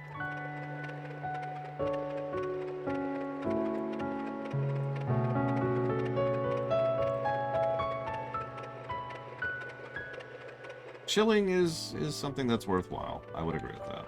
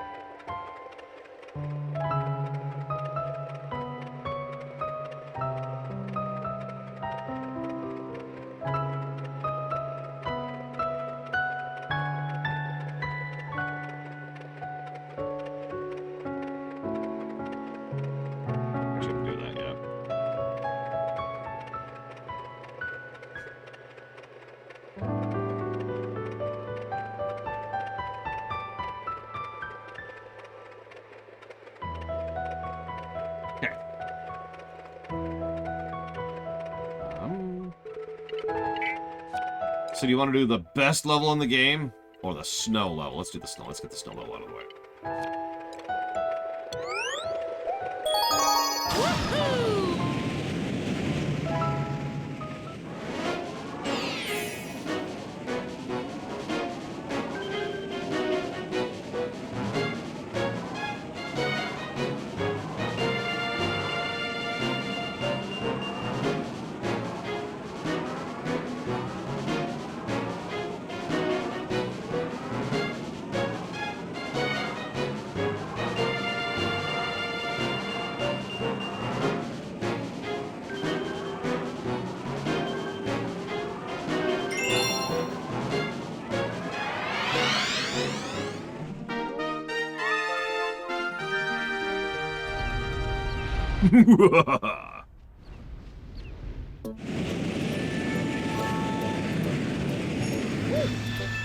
Yes! Yeah!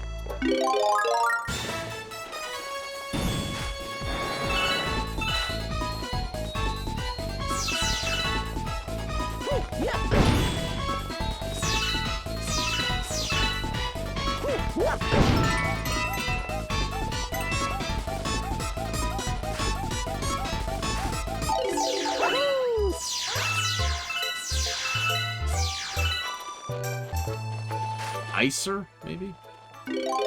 Okay, if you don't mind, let's keep going with this. How do we make Episode 4, A New Hope, a substantially worse movie by a minimum of changes?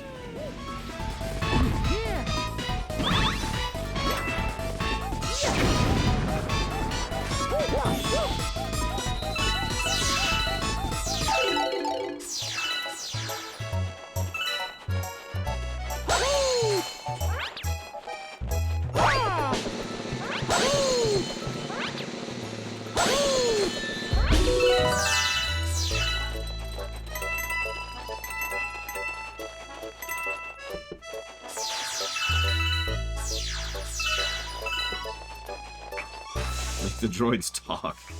How would that make it worse? Explain yourself, ma'am.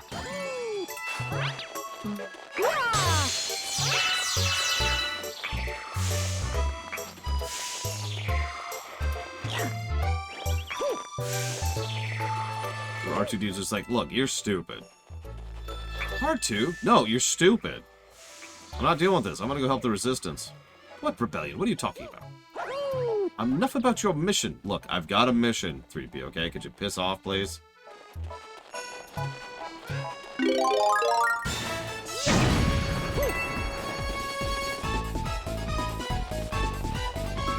Merge Luke and Han into a single person.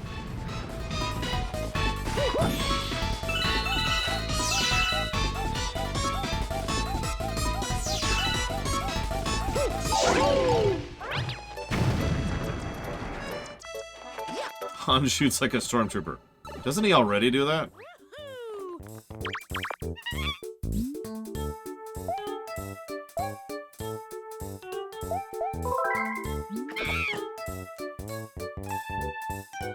No, in episode 4, Lord Harriman. Although episode 1, that would be funny. So there's like this kid who's just like, I got this, bzz. And Darth Maul's like, ugh.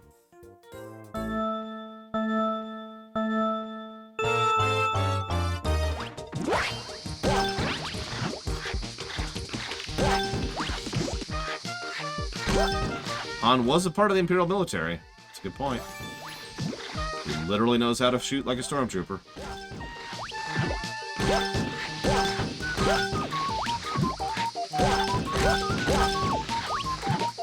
Oh, that's it. We make episode 4 worse in one change. We make Han shoot second.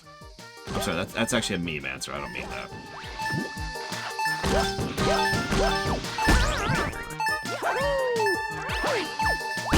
God damn it. Please don't murder me for failing your minigame. Yes.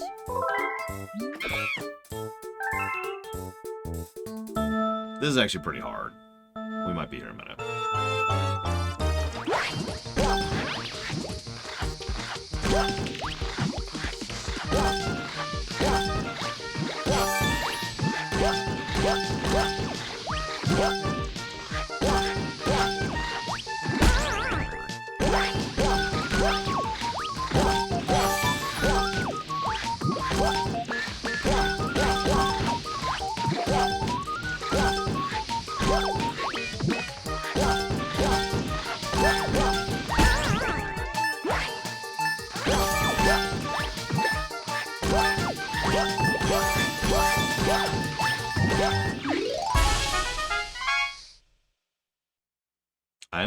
I know. We'll get there, Savika.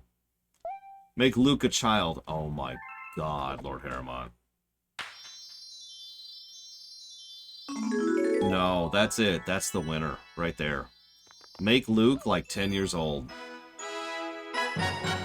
And just picture he's in the X-Wing cockpit. He can't even see over the thing. And he's just going pew pew as he's zooming through the Battle of Yavin in his X-Wing as a 10-year-old. Oh my god, that is the best answer, Lord Harriman. That's so terrible. And yeah, and he makes a fart joke. I guess the Death Star couldn't quite pass the mustard. Or it's, I don't know, I can't do that kind of humor, but... Oh god, that's so awful. That's so awful. Okay. Okay. How do you make episode 4 better with one change? I actually have an answer for this, but I'm curious of yours.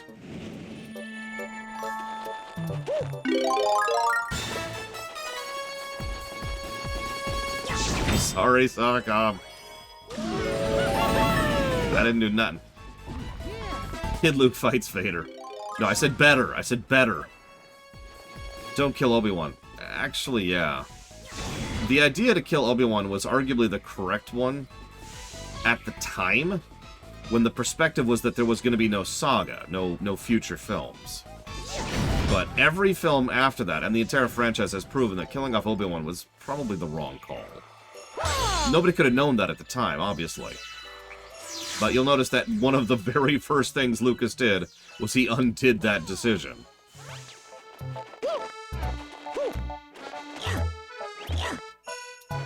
Yeah, Vader's like, do you have any idea? This is just a Tuesday for me, boy. Wait, I've got it. Let's make Vader Luke's father. No, So... my answer is really boring. Improve the fight between Vader and Obi-Wan. On the Death Star. It's the worst fight in the entire series for me. And I mean that with actual sincerity. It's the worst combination of boring and, like, I don't know what to call it. Deflating? It does the opposite of presentation. It's like negative presentation. It ruins what's supposed to be this rivalry between these two ancient and venerated masters from an ancient order. And instead it's just like, yeah,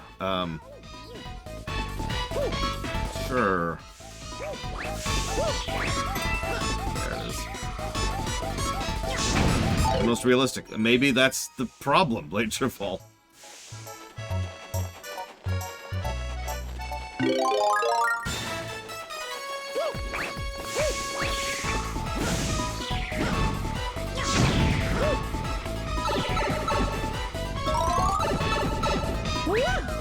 We got the coin. We don't have to redo this level again.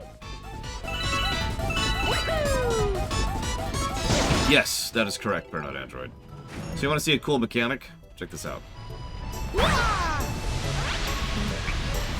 You knock the snow into the lava, and like it creates paths wherever you knock it.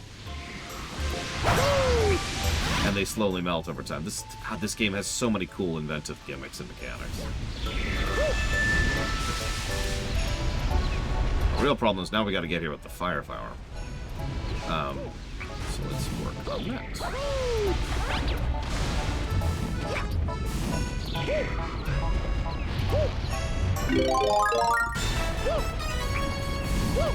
Holy Master of Evil, Darth, which is your name, because this is episode 4.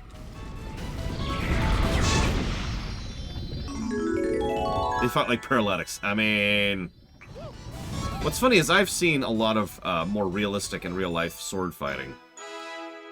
You're right in that there's not a lot of flashiness and there's not a lot of flamboyantness and all that, but it's still different, and I would argue far more engaging than what we saw.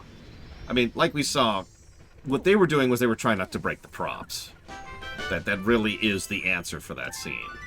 There's a difference between two masters who are sizing each other up and waving sticks vaguely in the direction of the other guy.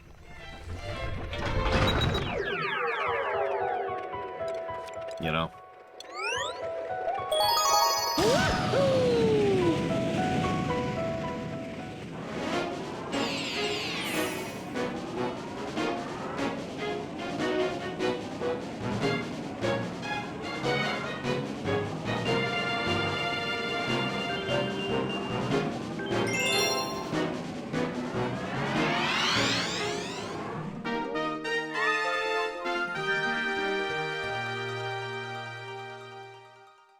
Wait, Spain got a personal union over England and France, Tara? Jesus.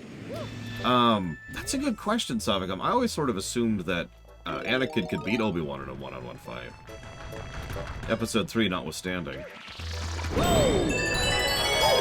I don't know, that might just be my impression on the matter. Yeah. Oh yeah, speaking of things to improve. Get rid of the high ground bullcrap. That was always stupid. Let's just throw that out the window for a second.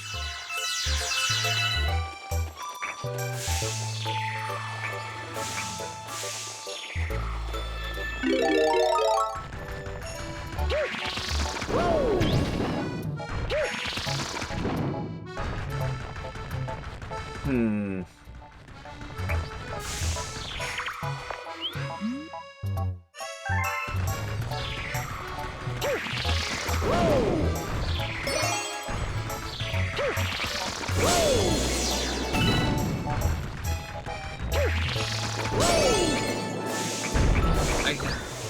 I can't disagree with that, Lord Harrowmont, but I disagree with you completely, and also I'm Hitler.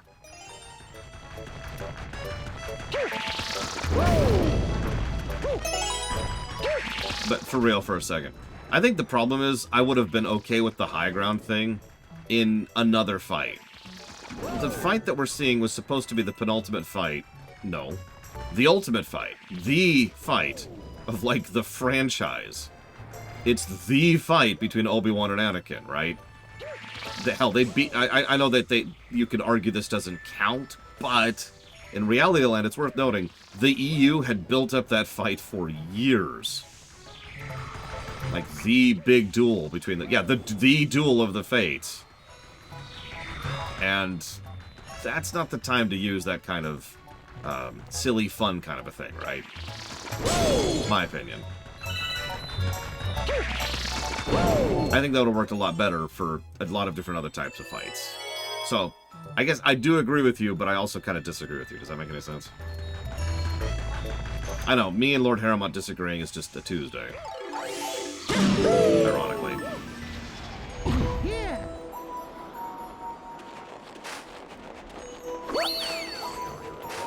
Well, this isn't terrifying or anything.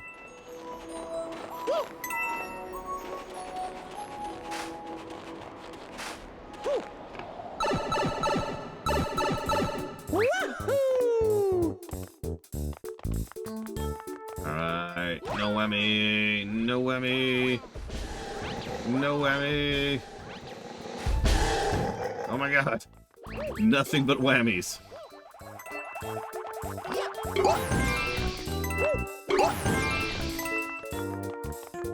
Damn, that was terrible. Alright, episode 5. How to make episode 5 worse with one simple change.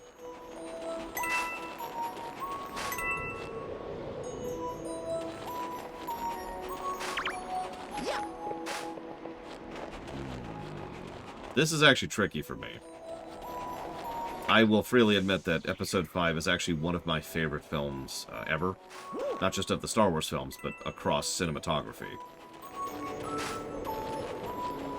Luke and Leia romance. Leia and Wookiee romance?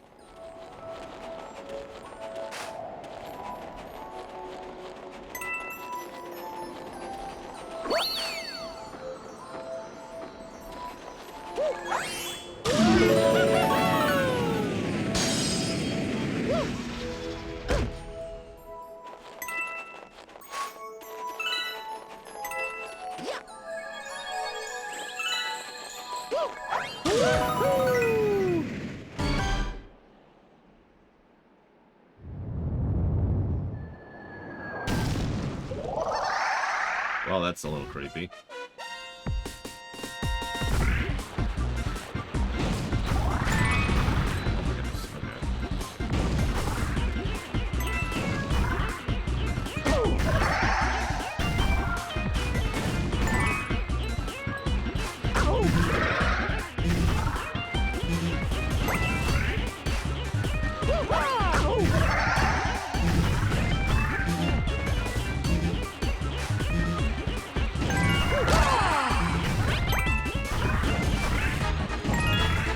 No, that's fine, Lord Harrowmont. I do disagree with you, but I think my main issue is more a matter of presentation. And it sounds like you're glossing over the presentation with headcanon, which is fine. A lot of people do that, including me. So, I get where you're coming from.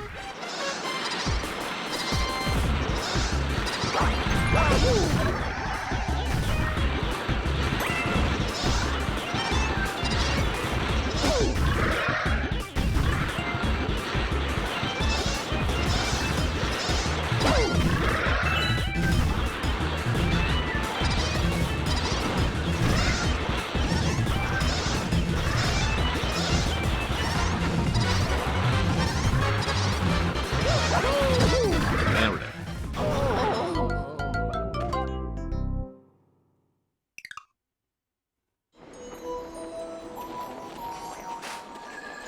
Fine. What do you got? I don't have enough bits. Jackass. Yeah, honestly, I think a real love triangle is a default answer there. Almost too easy, but it does work.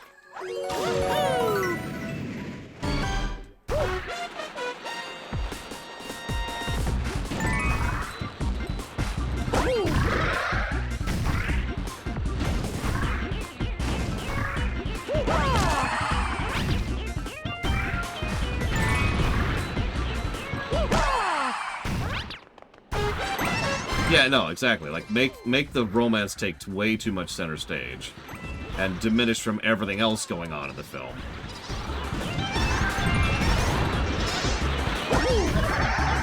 I hate this fight. What the hell?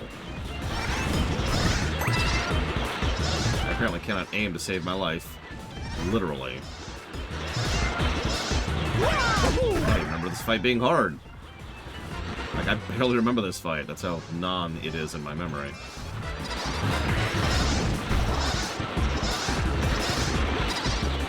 Oh yeah, no. Go full drama with it. Have them, like, actually fighting over Leia. And Leia's like, no, but I love you both. How can I choose?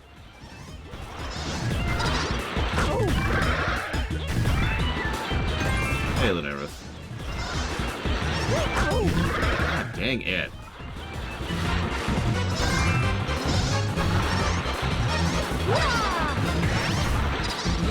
I'm trying to swing wide because swinging close is just not working for some reason. There we go. So how do we make episode 5 better? With one change.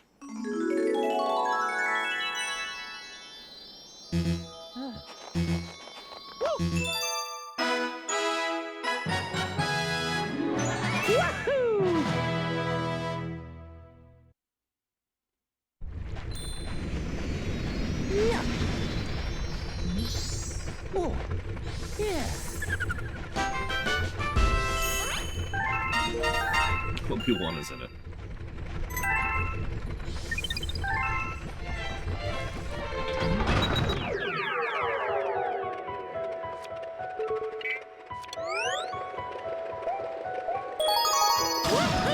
Yeah, that's kind of the point, Lanareth. Most of the thoughts I have are so minuscule, I'm not sure they really qualify.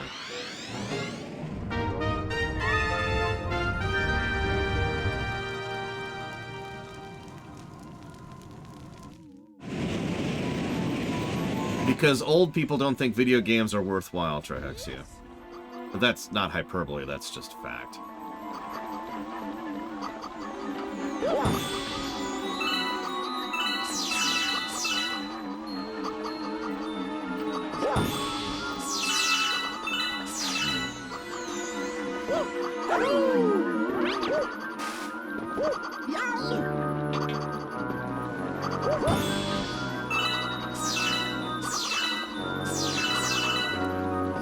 Alright. Get rid of the plot point about the Millennium Falcon's hyperdrive. I know that's not a perfect answer, and there would have to be a little rejiggering to make it work. But the way it's structured is that they're constantly on the run because of the fact that they have a barely functioning ship. But that doesn't need to exist. There's plenty of other ways to accomplish the same narrative point without them literally being incapable of running away. Right?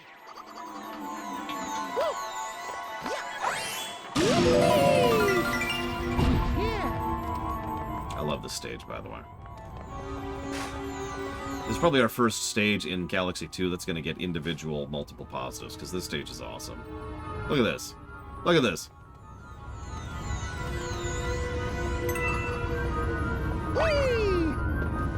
Yeah, maybe Boba Fett's just on their tail. Maybe they went to Lando looking...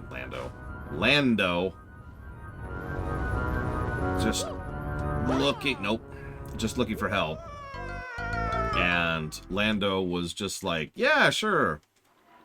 And then, you know, oh no, I betrayed you. Oh, you know. Like, they don't need to be actually trapped there, right? For the purposes of the episode to work out well. At least not by their ship not working right. I guess that's my point. Yeah. It also very neatly ties up one of the only negatives I would give Empire Strikes Back. The fact that they're in the Yavin... Jesus Christ. Nope, nope, nope, nope, nope, nope, nope, nope. Yep, we're dead. The fact that they're in the Yavin system, and then they don't have a hyperdrive, and then they go to the Bespin system. Now, I don't know if you know this, but going from one star system to another takes a while. Because space is big. Like, space is kind of large. Yeah.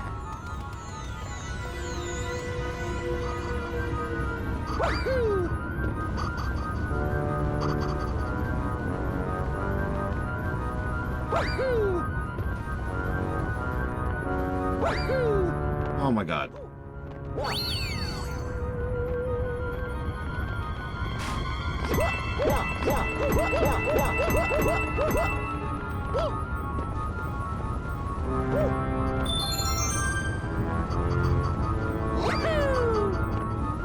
Now, let's do it, Savacom. You know what must happen.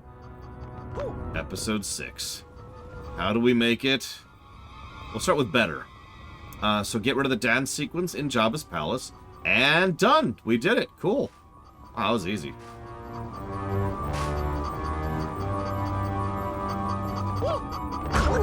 Yeah, I was expecting a challenge. Whew. Hell did I know?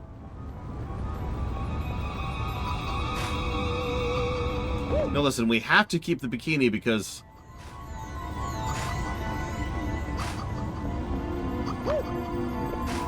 Look, we need bikinis in our lives, okay? Actually, yeah, in all honesty, changing Ewoks into Wookiees is my real answer. That one change improves so much by itself. I have said that for years. I will continue saying that for years hence.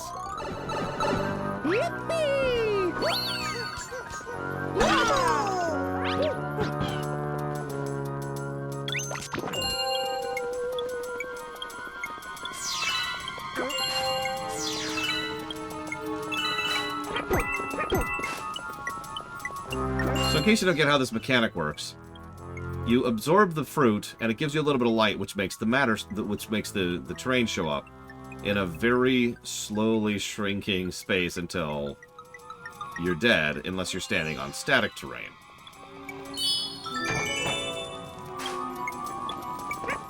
Wookiees works better for several reasons, not just in terms of actual, like, logic and reason, but also because Wookiees have more reason to rebel against the Galactic Empire. The Wookiees fighting for their freedom on a base they're probably being enslaved on makes a whole lot more sense than, yeah, we recruited these local cannibals because we could. Why? Well, they were here.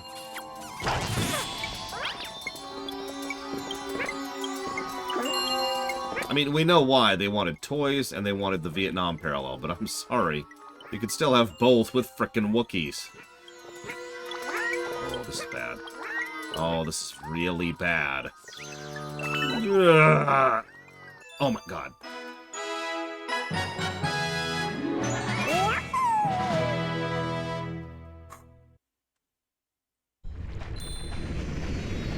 Yes, Evo. We could also establish more about the Wookiees, too.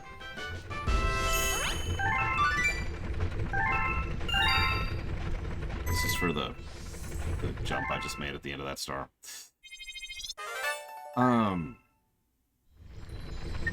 Yeah, they can prevent you from eating or grabbing anything, and the only way to live on some levels is to grab something, so they can literally kiss you to death. Anyways, so, hey Savicon, how do we make Return of the Jedi worse with one change? Hey Zar. I've got it! Let's use Ewoks! No, hang on. Let me think about that. Full love triangle. Yes. I mean, I'm gonna be real. They did. No, I'm dead serious. Think about something I never noticed until I did my analysis of Return of the Jedi a few years back, was how much Han isn't a character in Return of the Jedi. And if you pay attention, most of his scenes really are about him being butthurt about Leia and Luke. Yeah. Up to and including his final scene of the film. Yeah. Well, his final lines of the film, I should clarify that. So, I suppose I agree with you, but they already did that. Why did I do that?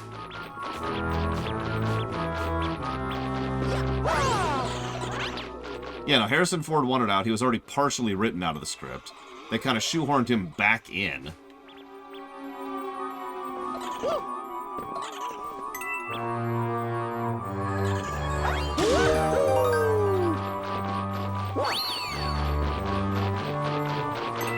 I love this mechanic.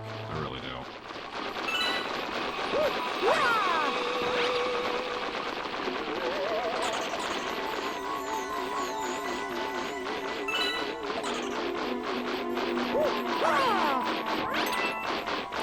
Careful.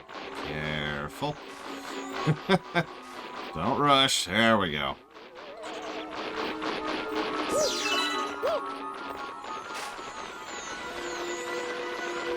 Oh, I know. I love the level design of this game so much, Evo. It's why Galaxy 2 has always had a special place in my heart.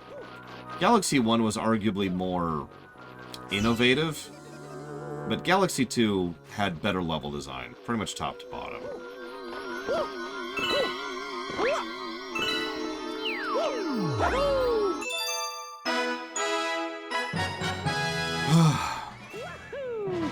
I know, right, Blade Tunnel? I mean, that would be like me hating doing ruminations. Yeah. Oh. Yeah.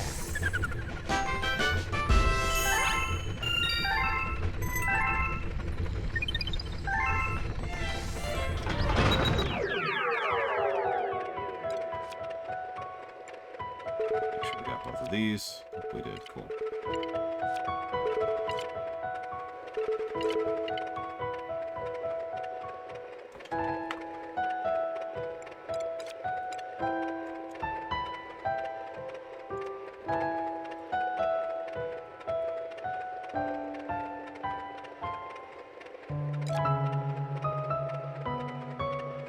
No, you're right, Rex. This is a level pack. Let's call it what it is.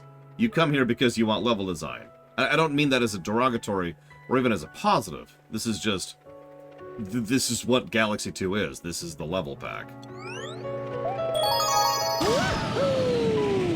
You know.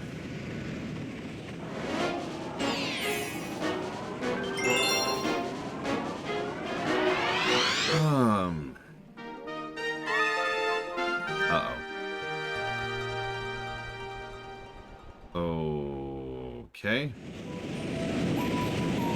So we're going to save state. Then we're going to change control schemes. Because we're about to have to. This level worked great on the Switch.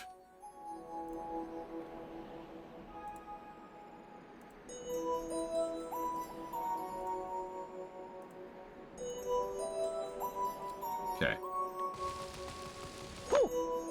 Hey. Yep, I know how it works.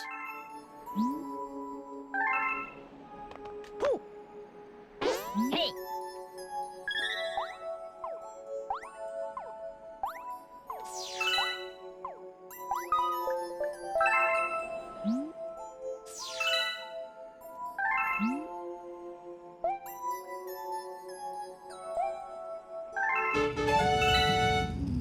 Oh my god, this is gonna be so difficult. Wish me luck. Hey, Valerian.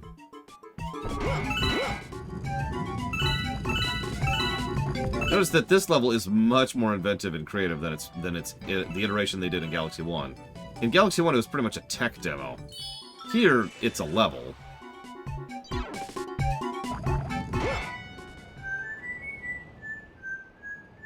Okay, so I'm actually soft-locked, but I can tell you why and I can fix it, so give me a second to fix that.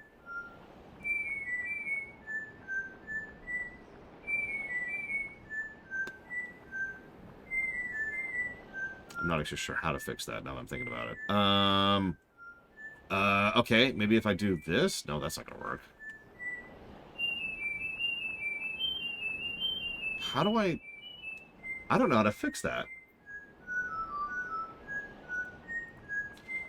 Okay. Hang on, let's try this.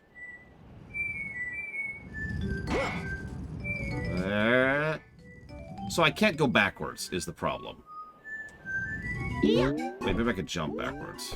Nope, nope, hang on.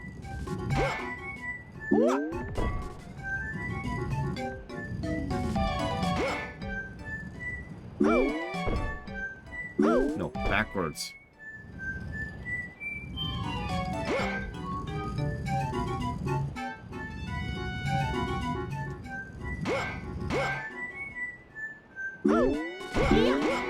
Okay. I don't know how to fix this. Let me think about this.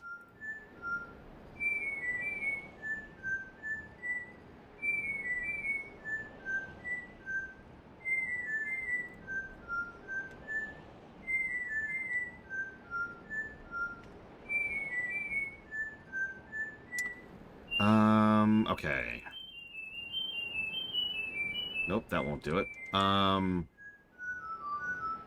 on.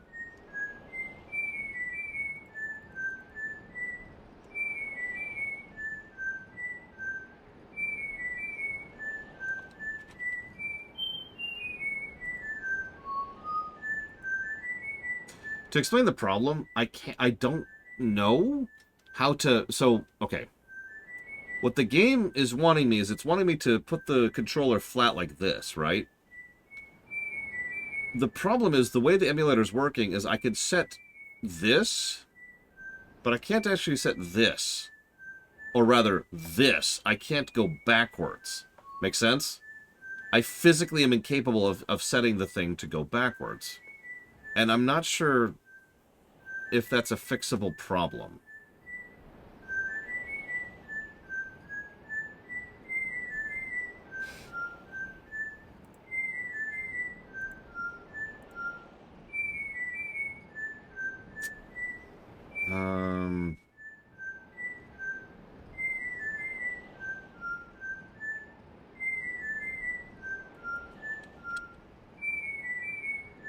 Maybe that. Nope. Okay. Let's try reducing that by a bunch. Well, that didn't do anything. Okay. Let's try increasing it massively. Oh. I think that actually works. Only to go backwards. So I have to actually... Oh my god. Okay, hang on. So I have to actually reset the entire control scheme to just be able to go backwards, but then I have to set it again to be able to go in any other direction. Oh my god, this...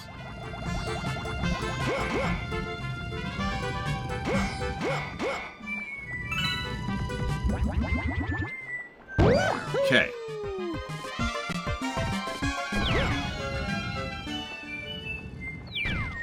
Let's reset that, so we're not doing what we were just doing.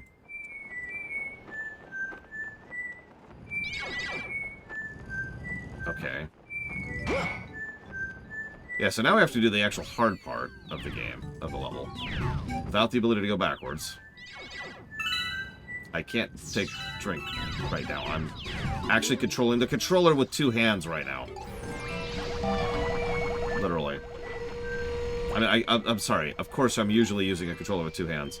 What I mean by that is both of my hands are on the right side of the controller. And because I can't go back, I really don't want to go too far forwards.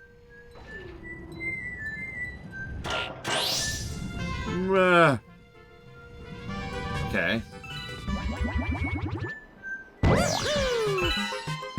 Now the really hard part, I'm going to keep save stating, because this is... I think this warrants save states. Because this is such a thing. Going forwards, ironically, is quite easy. All I have to do is not press anything.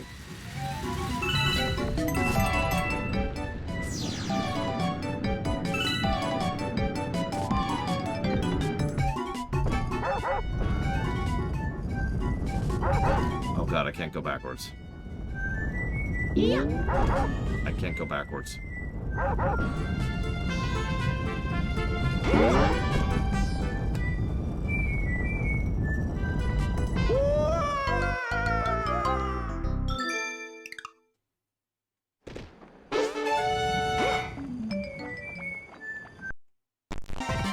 Well, I was here anyways. Whatever.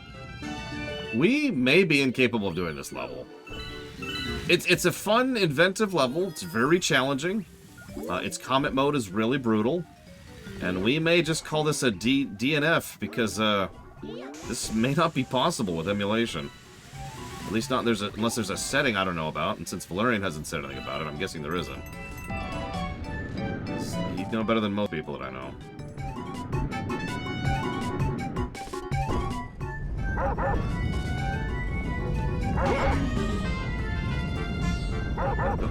Nope. And we've lost.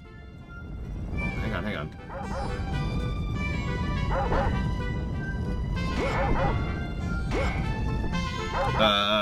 Okay. That's a thing that happened.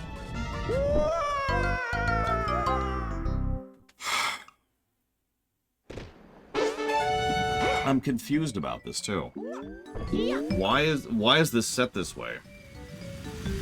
Like, this makes no sense. Why would neutral on the stick be forwards, right? Like, why is that a thing? There's not really much of a mandatory thing in this game, no, Blade 2. Like I said, that's why we might just call this a DNF. And walk away from it.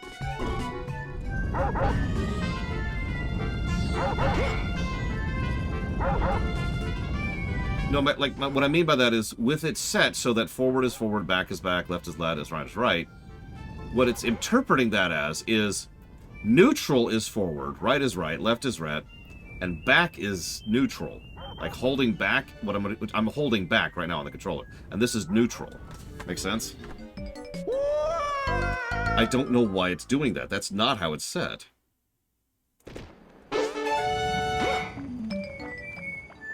Like, we kind of fixed this last time, but then this happened.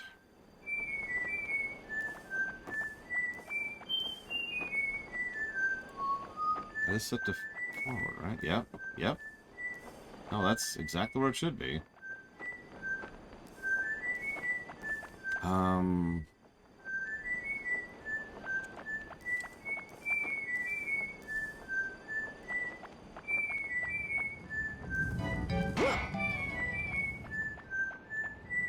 If we increase the dead zone, I can well, no, I can't really go backwards. And it's still doing that thing where it's going forwards. I don't understand why this is working this way. I hate to say this, but I don't even understand what the actual issue is. Like, what's causing the issue.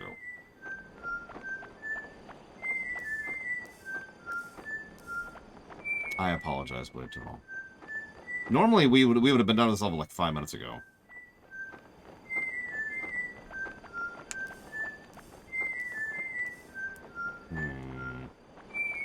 So how do I, like, get to neutral here? Unfortunately... Oh, wait, hang on. Okay, let's see if that helped.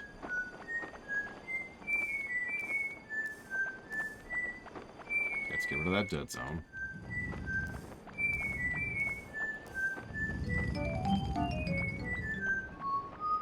Nope. I'm sorry, Evo. I'm sorry. I have no options. I have nothing to do. There's nothing I have that is an option. The only option I have is forward, back, left, and right, dead zone, angle, and velocity. None of these change anything.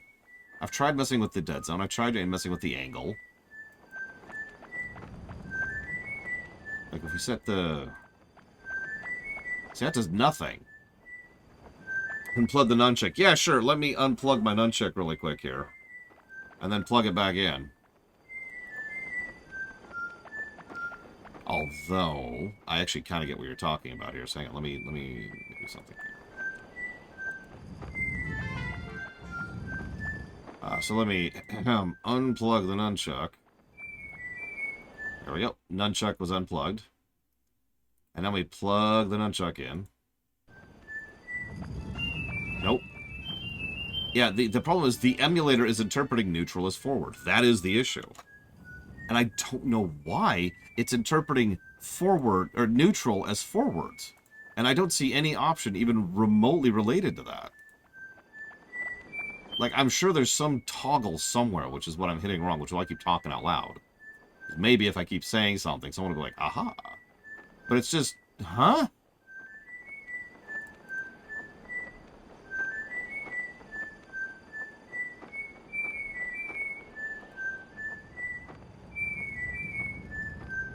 Hold on. What?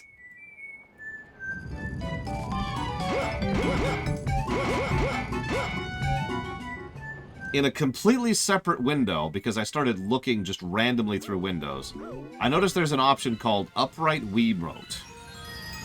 It's just an option. That's just a toggle.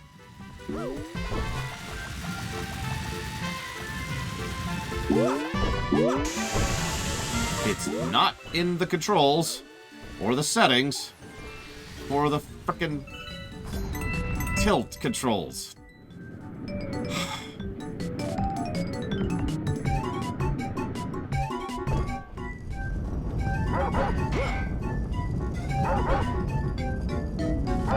That's still a relief. I'm not gonna lie, but god damn it.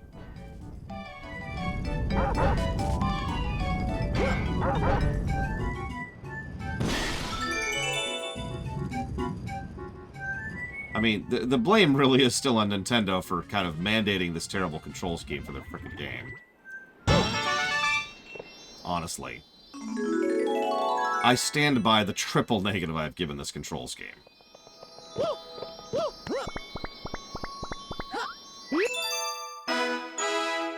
A control scheme which I feel like pointing out was completely fixed in the Switch version of Galaxy 1. Okay, so now I gotta turn off all the options that I just set so I can actually play the game normally again. Oh, yeah. Alright. Jesus. Save state, just in case.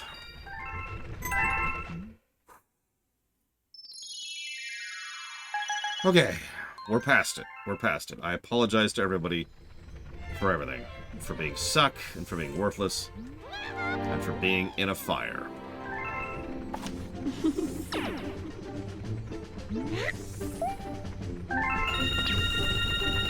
I stand by my decision to emulate this, by the way. For all the aggravations it's given me, at least I'm not in literal physical pain from doing this all day. Because that's what actually playing this on the Wii would be like.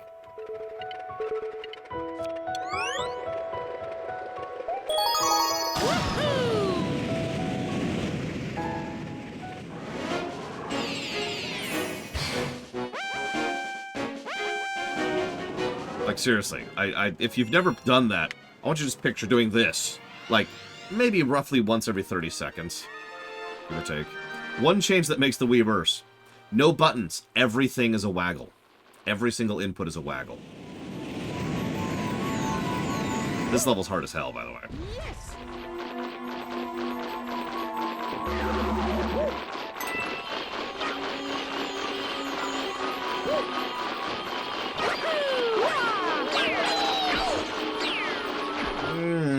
Okay.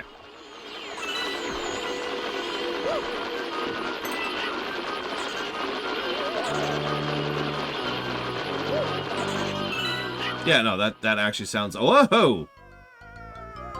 Of course, I died to something I didn't even see. Like, it looks like I just aimed wrong or something. That would probably be actual torture at that point. It's just straight up torture.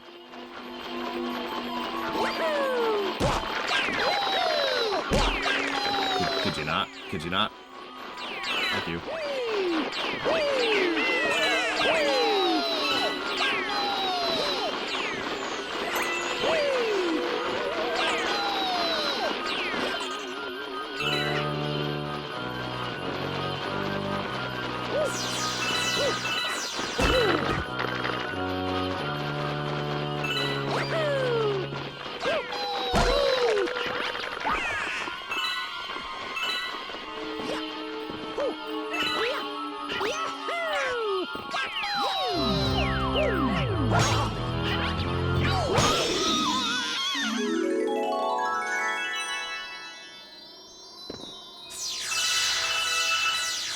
All those bits. You know, the actually hard level? No problem. 2 tries. The easy fun level? Although I guess in fairness, once the controls were working right, I did the easy level too. Oh, yeah. Oh yeah, no kidding, Rex. You'll notice I was ready for that, so I was kind of prepped. I knew what was coming. Oh, Jesus Christ. I just fixed... Okay.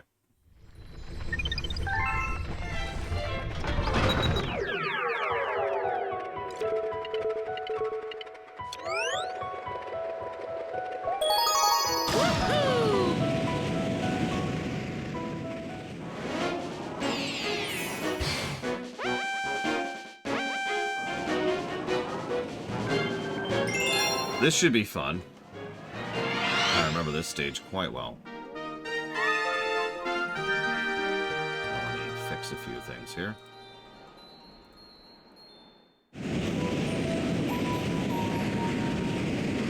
Wish me luck. Yes. Yes, Lunarith. We have not even begun to Mario.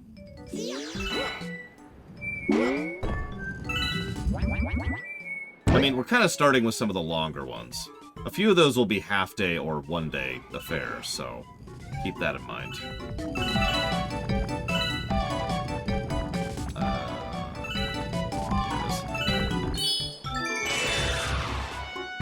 Like Mario 1, Mario 2, Mario 3, Mario World are going to be very, very short games. Lost Levels might be a minute, but that's only because I'm going to be failing at it non-stop. Which I know is everybody's favorite activity, is watching me fail at video games.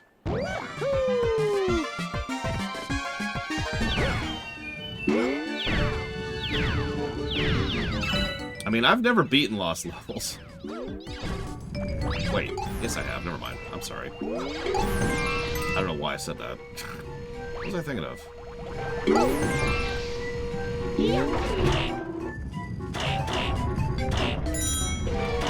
No, I've 100%ed Lost Levels. Whoa! What the hell was that?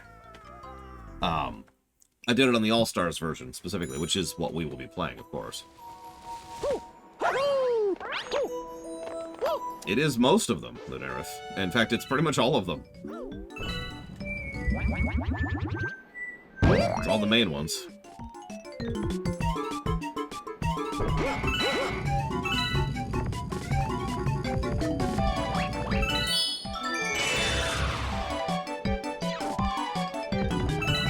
Oh, Jesus. No. We haven't reviewed most of these games, Lunarith. In fact, we've only reviewed, 5 of them. Of the, like, 14 or 18 or whatever the hell the actual number is. Those would be Mario Galaxy 1, Mario Galaxy 2, Mario 2, Mario 3... No, that's wrong. Yeah, no, that's right. Mario 2, Mario 3, Mario World. So no, the Oblivion line has nothing to do with this. It's just the desire to review the Mario games. Knowing what's going to happen this time, there we go.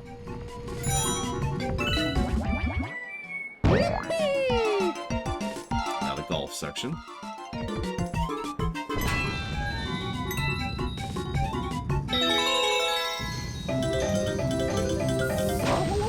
Whoa.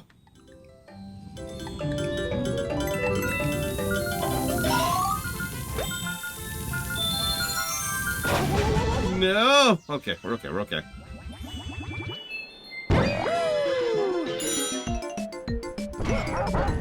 Now, I need you to die quickly. I need you to die quickly. I need you to die quickly. Thank you. Oh, what, Savacom? Oh, poor Yoshi.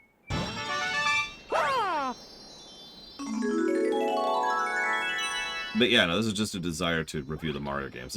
This block has actually been on the books since before the Oblivion line. To give a bit of perspective on that.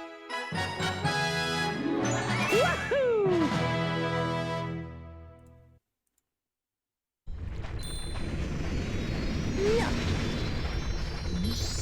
Oh, yeah.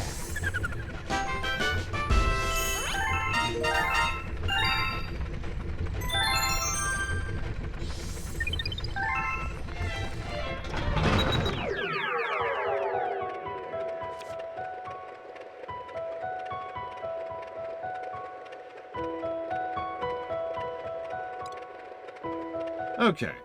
Let's go test something, because I've been wondering something for a minute now.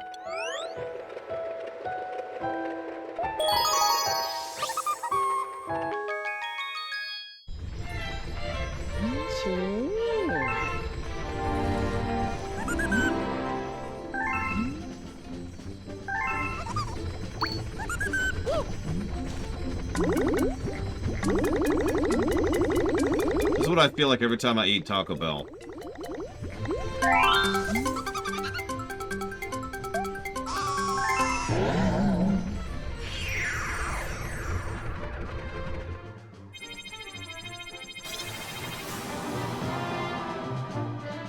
That's what I thought. You can take that joke however you want to, Sobacom. This level's fun. The Comet Metal level for this level is mean.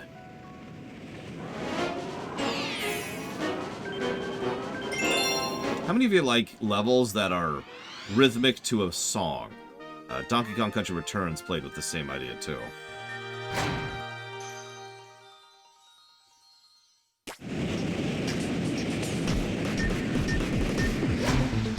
Yes. Notice this pathway. It's pretty much perfectly designed to get you into the tutorialization of what's going on here. There's the flashing, there's the beeping, there's the music itself. First you have a safe zone where you cannot fall off. And then you have a not particularly safe zone where you absolutely can. And then you have to bypass this section. And so forth and so on. It just kind of pretty much perfectly escalates as you get further into the stage.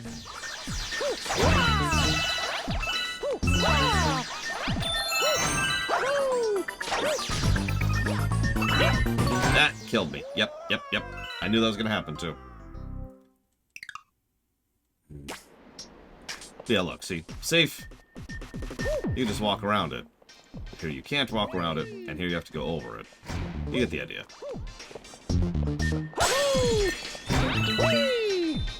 You can actually bypass huge swaths of this if you want to.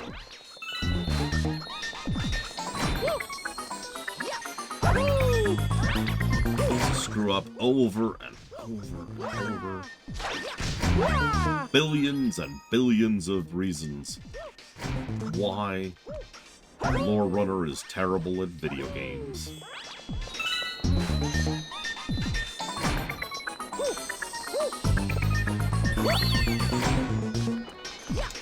Now all we have to do is get some stars. This should be easy. Oh. There's Zelda news? Would be my answer to that.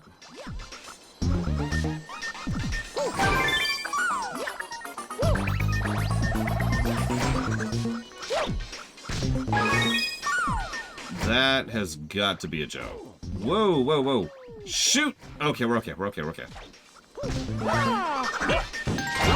Nope, nope, nope, nope, nope.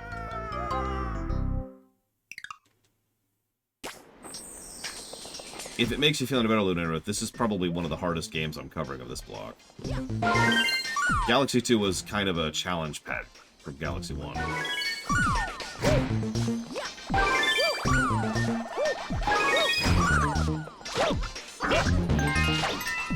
Alright, well, I'm gonna go ahead and go on record right now and say that's a mistake. The live-action Zelda movie, I mean. That is not where I would have gone with that. And, I'm curious what studio they're gonna connect with for that. Because that's gonna say a lot, too. Sony. Yep, that's a mistake.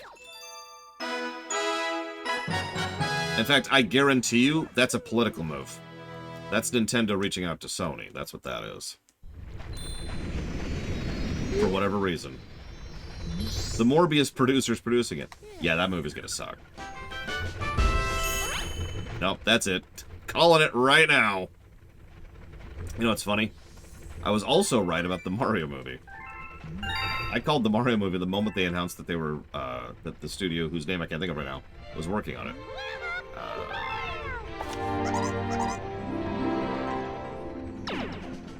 Imagination, or whatever the hell they're called. Illumination, that's them. Isuckitation, I think is what they're actually called, but you know. Polite company.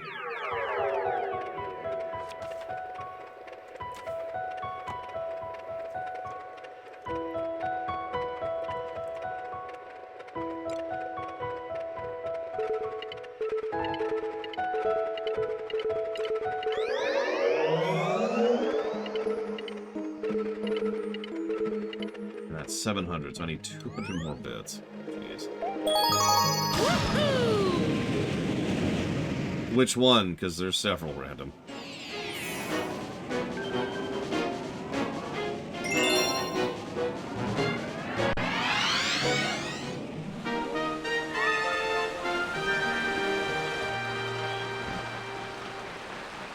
Time to reset our controls again. At least it works. Yes!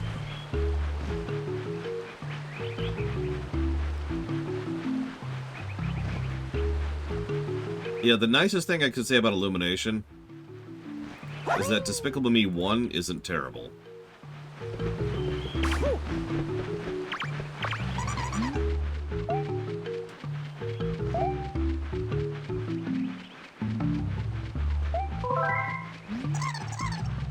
That's a good question, Lineruth. Generally speaking, historically speaking, I should say, yes. Like, that is how that tends to go. It is the truly rare exceptions that bypass their own rep and their own track record. And you're probably thinking, can you give an example of a movie studio that actually managed to get better? No. I'm sure there is such a thing, but I actually cannot think of one off the top of my head.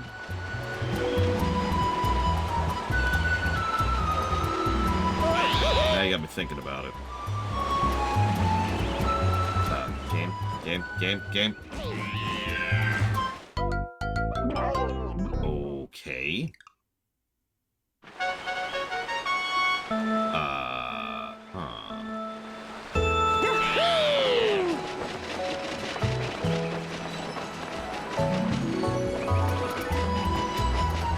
DreamWorks.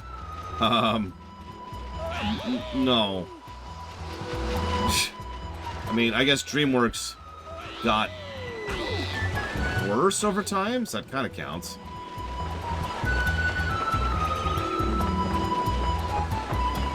I hate DreamWorks, by the way. Not as bad as Illumination, but for pretty much the same reasons.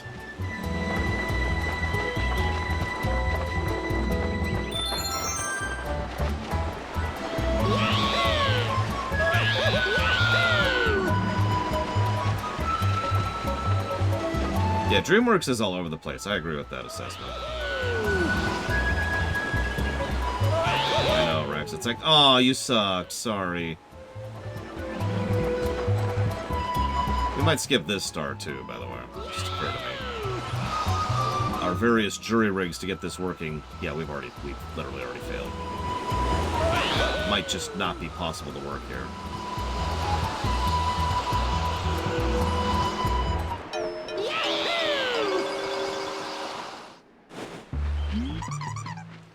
Oh. And we kill ourselves. Ugh. Alright, one more try, one more try. I'm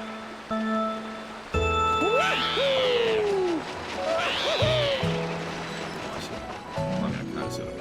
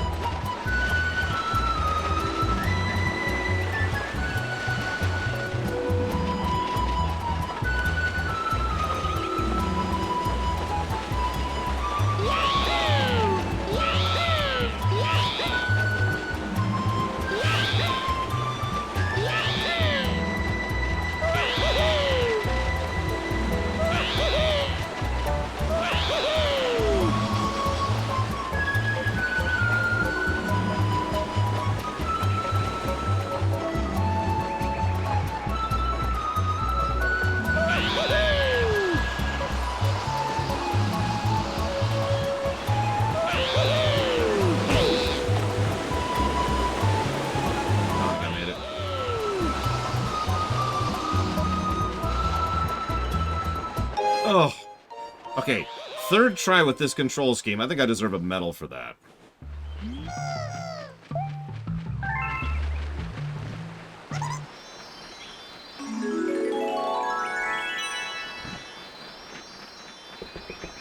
I actually have no idea, Czar. Your guess is as good as mine.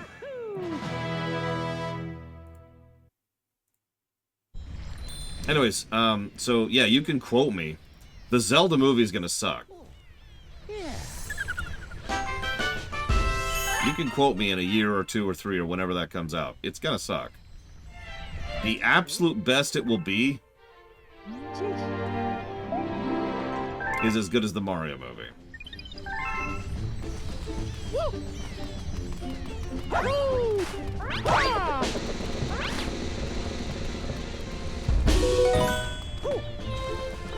Yeah, have they announced any of the cast yet? Probably not, but...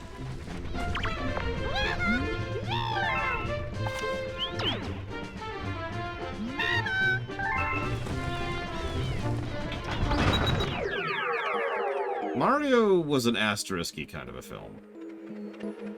So...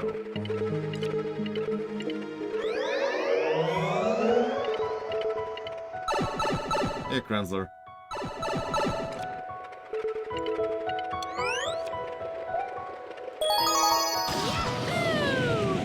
Like, I can't summarize the Mario film with one sentence, you know what I mean? It was good and bad, and awful, and great, and boring. But more than I guess I could. Hang on, hang on. There is one word I could use to summarize the Mario film very, very well. Safe. It was the safest possible way they could have done it. Like, I don't think they could have had a safer film than that one. It was designed to make its return on investment back.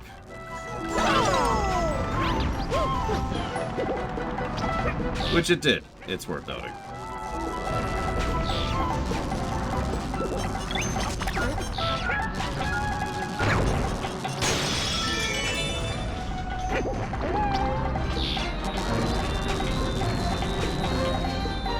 God, who do you cast as Ganondorf? Who do you cast as anybody?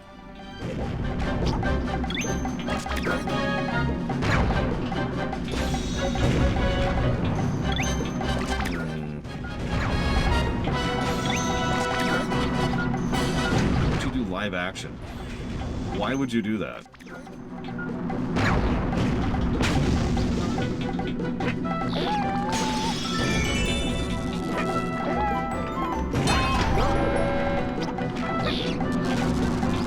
Yeah, like, if it was animated, I'd already be in a better, you know... I'd be like, well, maybe, you know?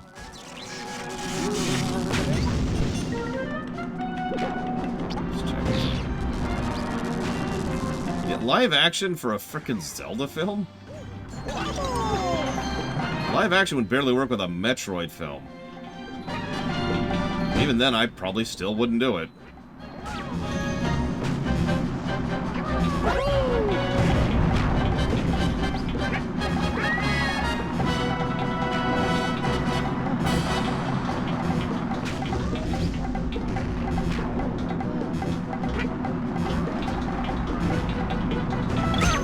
And we're dead.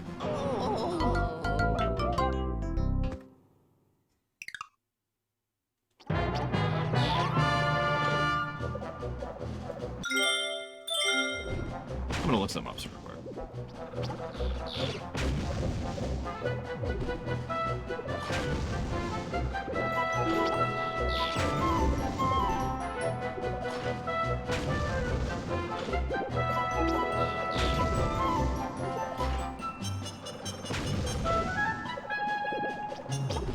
Interesting.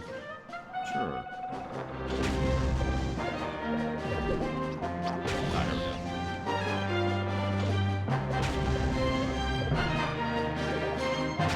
Okay.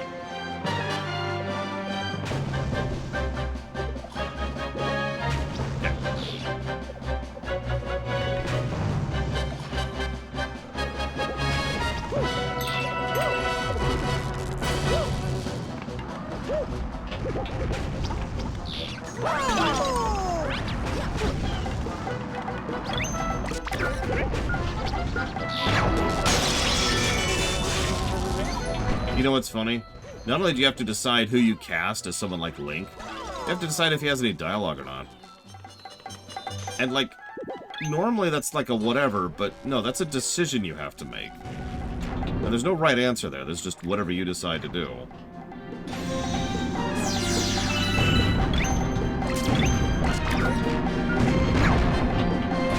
I mean, they're gonna make him talk, obviously. The question is, will it be like the FNAF movie, which has nothing to do with FNAF?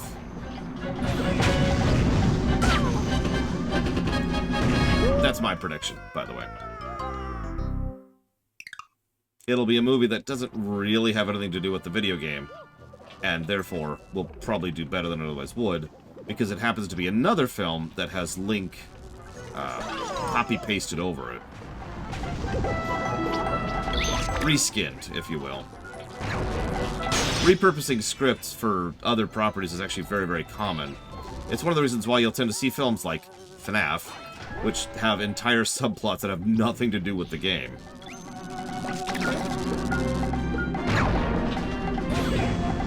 FNAF stands for Friday Night at Freddy's. It is a jump scare horror video game series,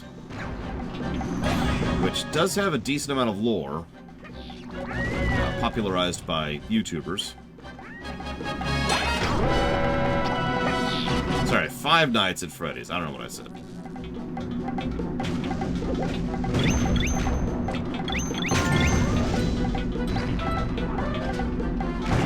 But yeah, it's, the film has nothing to do with the, game.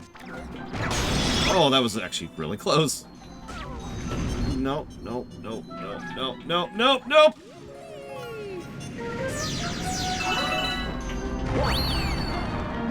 Which is my point. Especially right now, where, you know, one of the most common things happening in movie making right now is, people not writing. Because, you know, strike and AI. There's a fun thought. The Zelda movie, written by AI.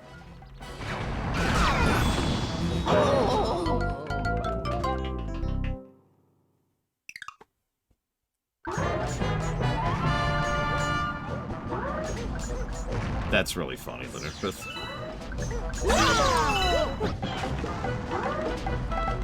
And yeah, I saw that the writer's strike ended, which is... well, we'll see how that ends up long term.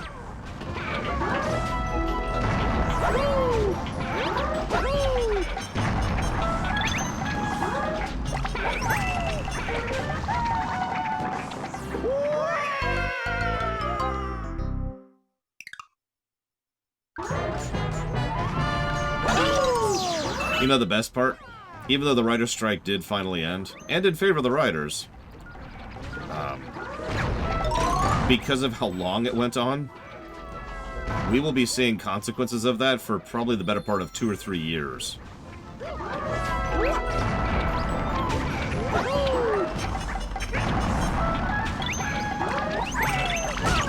No, no, come... God damn it! I really hate Yoshi so much. I hate you. I want you to die, Yoshi. I want you to die. Because they are forcing me to use the most god-awful control scheme in the history of the universe just to control you. And I hate that, and I hate you.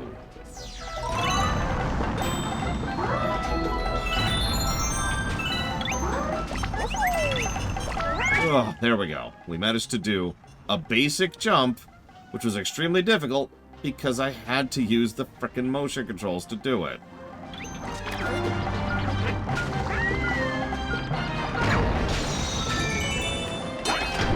Nobody likes Yoshi. What in God's name?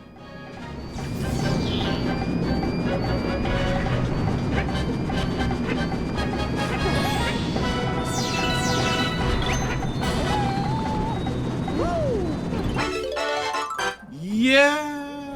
Nope, Pika. Nobody likes Yoshi. Nobody. Not even me.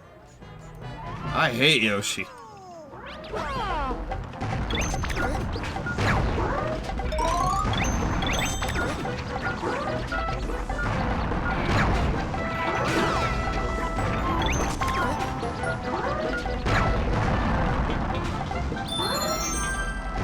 Maybe that's why they don't have the actors ready to go for the new film. Random. The Zelda film. You know what's sad? I am so far outside of the movie space at this point. I was just thinking, who would I cast as all those people? I can't think of anybody. I'm like a good generation behind, not a full generation, but like an acting generation behind on actors. I am so far behind at this point. I don't even know who the current generation of working actors is.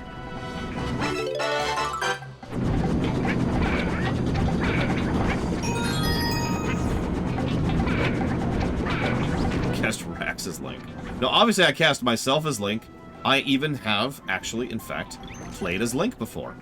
So I've got experience on the job. Would you stop, please? Thank you. Hugh Jackman. See, nope, that's 2 generations ago.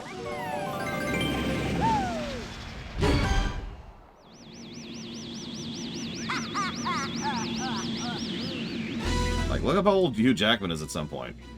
We've got a generation below him, and then a generation below him now.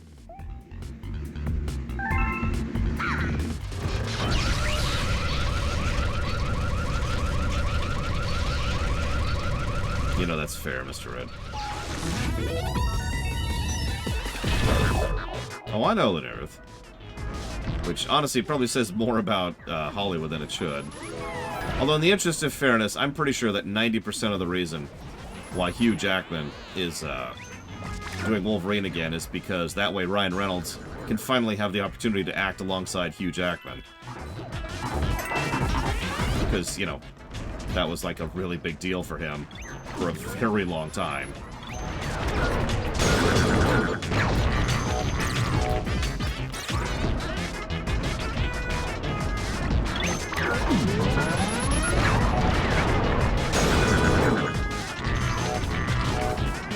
Oh god, don't say that, Trihexia. Don't say that.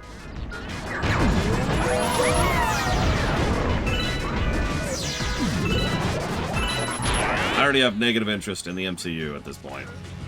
Don't kill it even further. Like, you know that meme about the... It's from Simpsons? Ow. Where he's beating the dead horse. And he's like, stop beating it, it's already dead! Yeah, that's me in the MCU right now.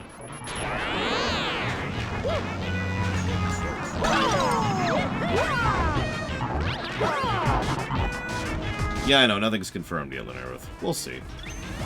I wouldn't be surprised, to be honest with you.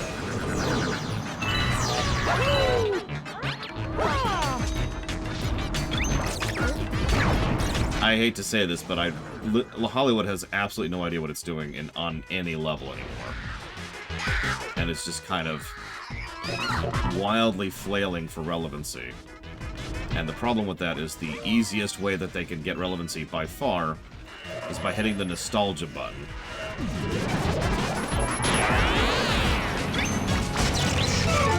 member berries is a really proven way to get people in seats.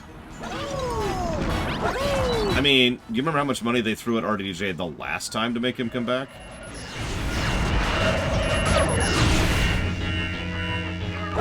Because remember, he already retired from Iron Man once. And then they threw a ridiculous amount of money at him to make him come back. Bull crap, that hit me. Bull crap, that hit me.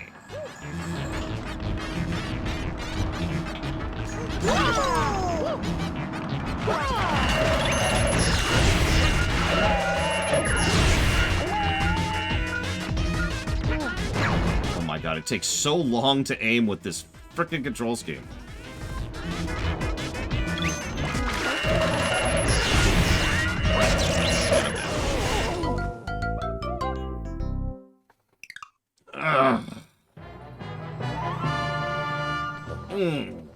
It's the sci-fi problem too, Savacom, if you think about it. Traditionally speaking, science fiction movies are expensive because science fiction as a medium tends to lean so much towards spectacle. Special effects, aliens, ships, you know, that kind of stuff is expensive. It's why most major studios for the better part of 30 years would only put out like one sci-fi film of budget every like couple 5-6 years, something like that.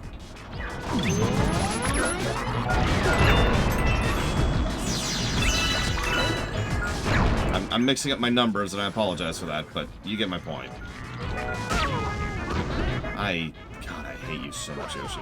This is all your fault. Definitely not the fault of the game I'm playing right now.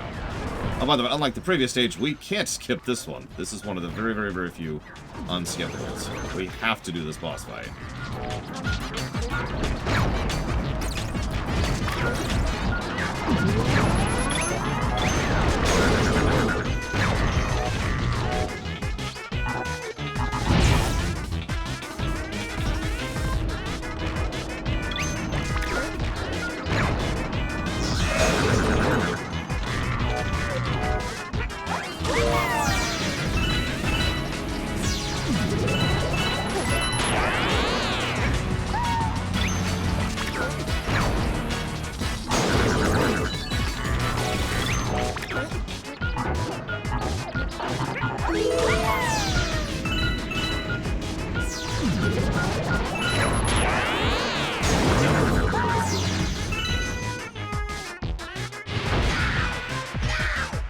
No, I agree with you, Savacom. I do.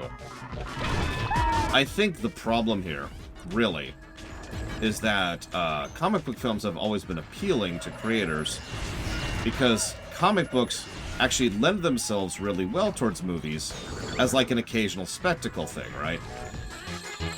The problem was those were popular because people liked seeing that spectacle, seeing their heroes on the big screen, right? That was a very popular thing to look at.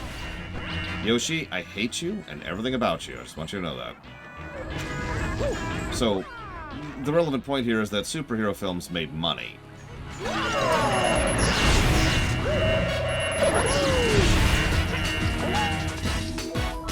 And then studios are like, ooh, that makes money. Let's do more of that. And I don't think they really realized the Pandora's box they were opening when they really started going all in on superhero films.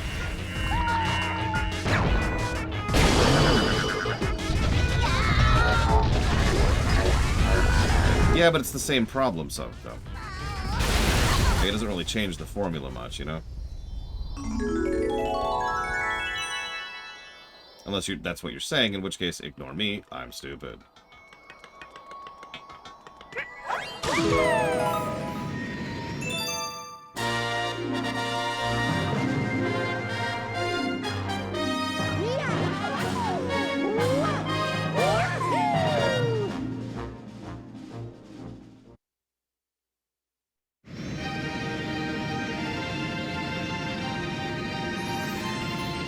I mean, I'll admit, I don't generally have, like, genre fatigue like a lot of people do.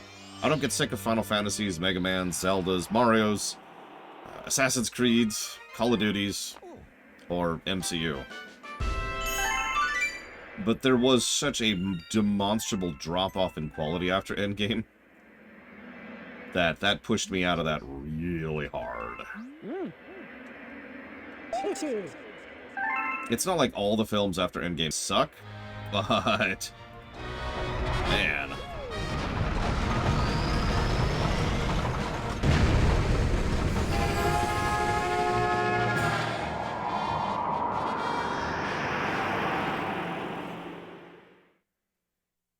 I mean, I would consider Infinity War a better game than... movie than Endgame, personally. Oh, I agree completely, Savika. I agree completely. I think they're having the same problem that the gaming industry has been having for the better part of 20 years at this point, honestly. That the really big labels are scared of doing big, scary,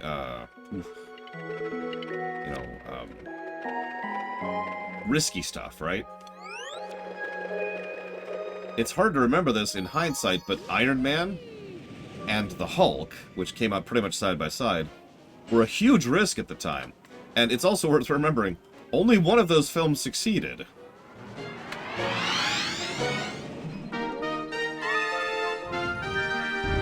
Yeah, no, Iron Man was a C-lister nobody, whose comic sales were flagging at the time.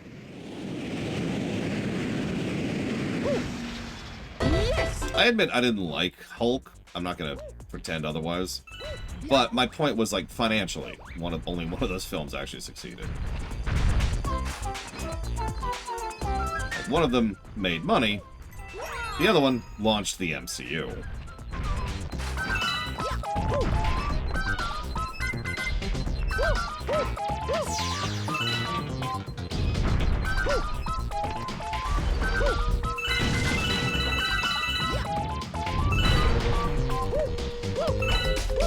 I love the gimmick of this level, by the way.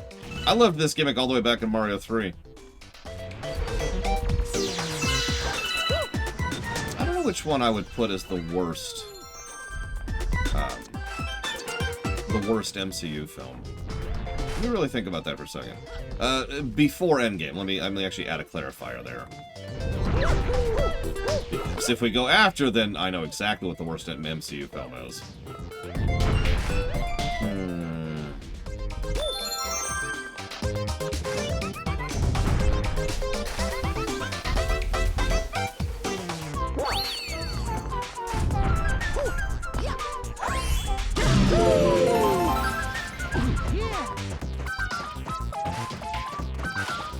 Yeah, I think I'm gonna go with Thor 2. I think I agree with that.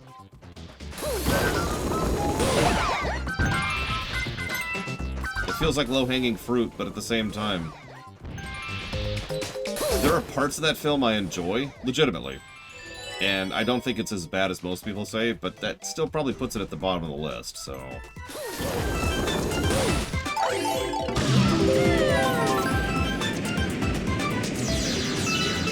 For me, anyways. When I went back through for the ruminations to do Iron Man 2, that film was nowhere near as bad as I thought it was. It was a really big shift from Iron Man 1, which pretty much launched the... In fact, Iron Man 2 effectively launched the MCU. Let's be very clear about that.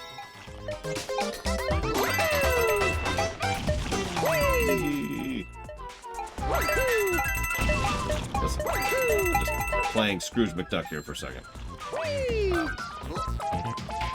And I really, actually, unironically enjoyed Sam Rockwell as Hammer. Also known as the actual villain of that film. I'm just gonna say that.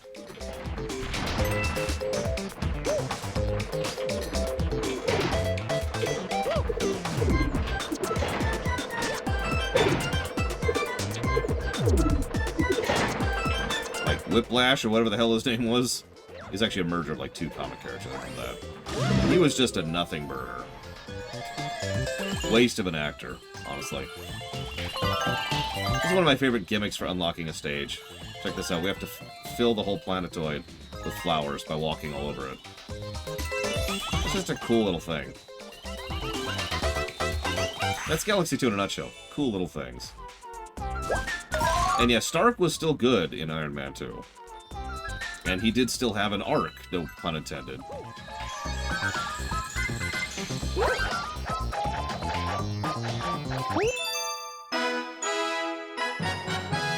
Yeah, very Okami. Same system, even. The Wii. So the worst after Endgame. Oh, yeah.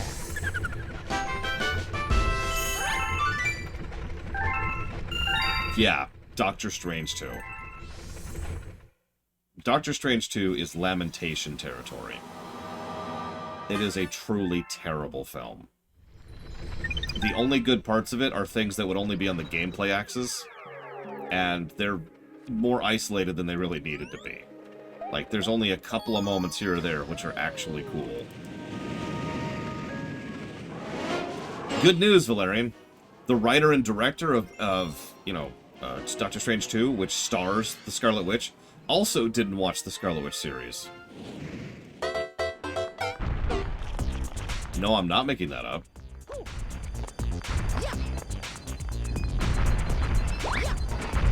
Yeah, I got angry at that film. That film pissed me off.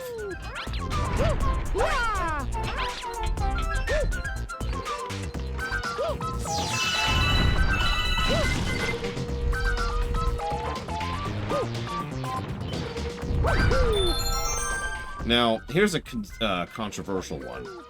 The Eternals. Because the growing consensus is either The Eternals is either the worst film ever, better than people say it is, or just extremely boring.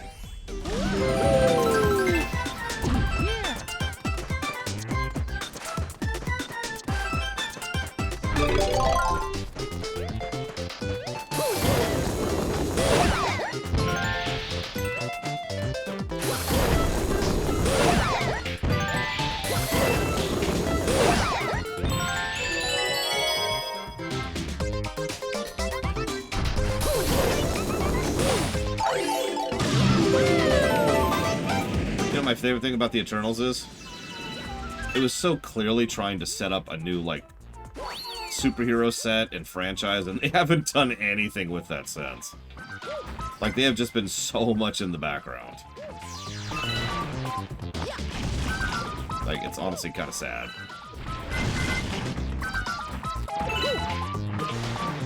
Excuse me, giant Goombas. Don't mind me.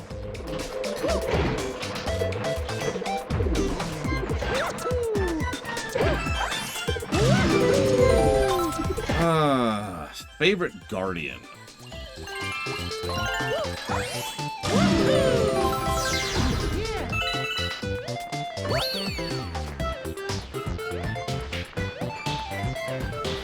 Rocket. He's the one with the most actual characterization and character development across the films in general. He's got the most layers in general as a character.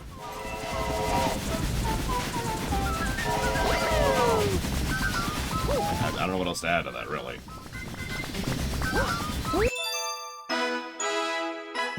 I have not seen Guardians 3, no, but I do know what happens. I honestly have no plans to see any of the MCU films at this point.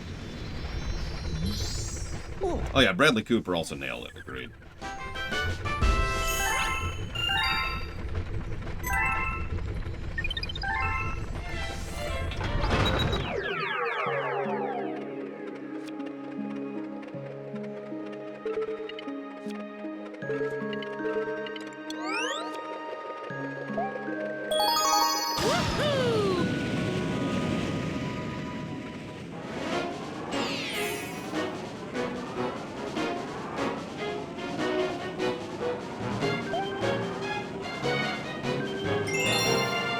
You want to know my second favorite MCU film, Ross? Let's not even talk about Quantumania. I love the arrows in the background, so that's what I do. Yes! Thor 3! No. No, I'll just tell you, because you're never going to guess it. It's Ant-Man 2.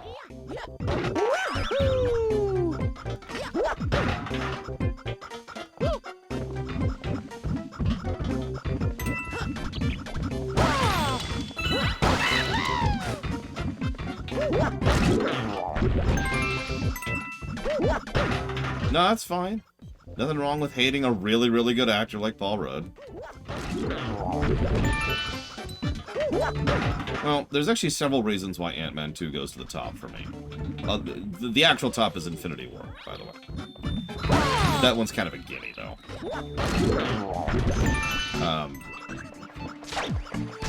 Reason number one, there's no real villain of Ant-Man 2. And while that's just a gimmick in its own right, I think they actually did a good job with that concept. I think it's better for the fact that there is no villain in it. Put it that way. Second point, and I can't think of his name, but he's the guy from Justified.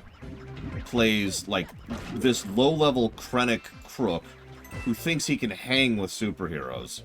And he's awesome in the role, and his inclusion to the role is fantastic. It does exactly what it needs to. Third, the so-called villain, who I'm not even going to go into right now, is actually not a villain at all, and just is a very, very sympathetic woman who has had a horrible life and is in constant pain on a daily basis, and the actress just nails the presentation of that. By the way, if you're paying attention, 3 of the reasons I've listed for I like this film so far are actors.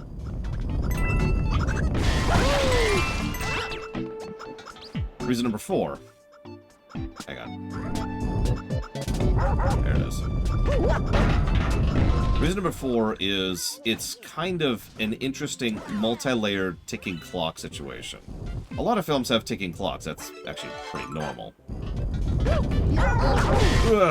Okay, cool. I'll accept that. Go. Oh, come on, that's just mean. That's just mean. Okay, I'll accept that. But you get to die now, so enjoy that death.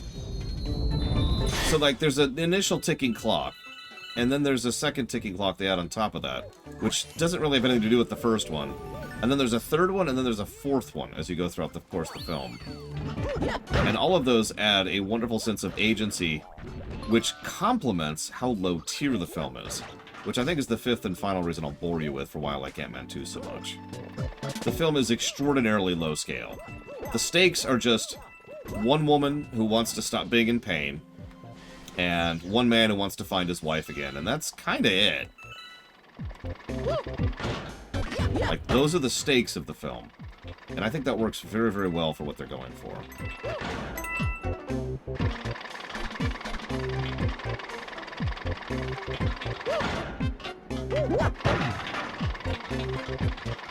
Close.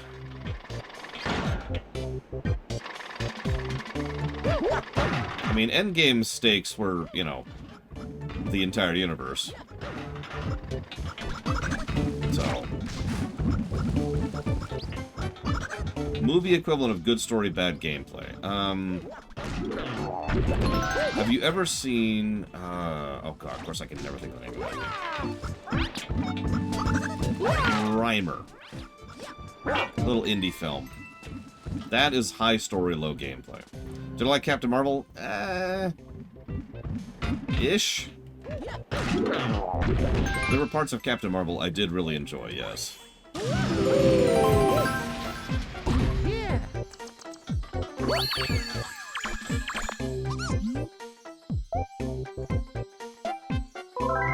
Yeah, Star Trek TOS, actually that's a good, thank you, Savik, that's a great example. Star Trek TOS is good story, bad gameplay.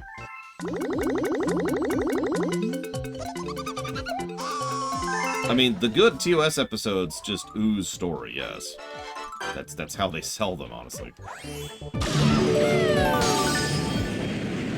So, the bit with Mendelsohn is actually one of my favorite moments, my favorite twists, that's not really the right word, of Captain Marvel. And I know that puts me in the severe minority. Best gameplay in TOS? Are we talking the Blu-rays or the originals, Mr. Red?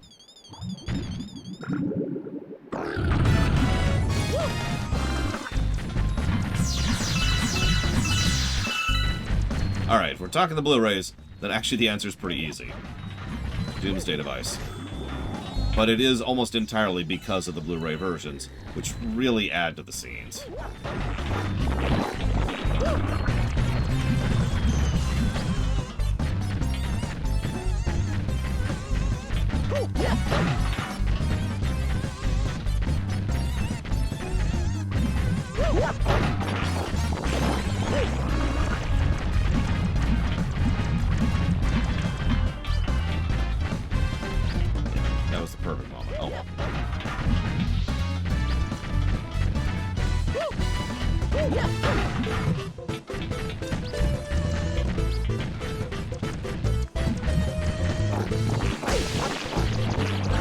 was it, Ross, if you don't mind my asking?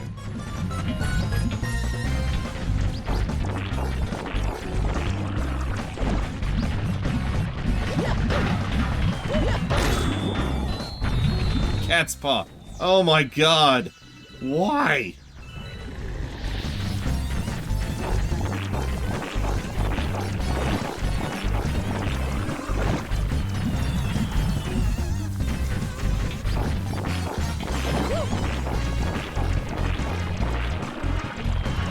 Yeah, that should have been your first hint. Don't watch a Halloween episode of Star Trek.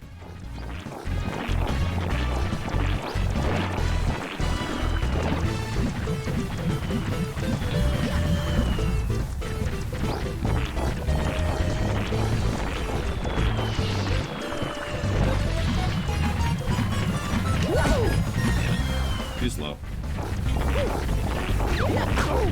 Please, game? Please do what I'm telling you to. There you go. Ah, whatever.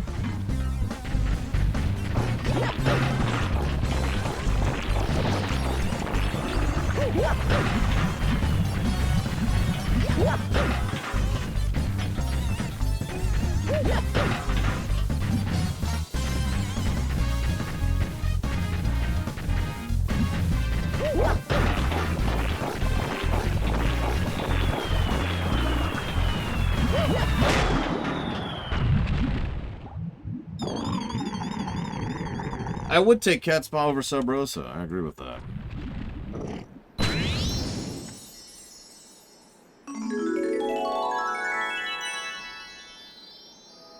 There's your other Halloween episode, by the way.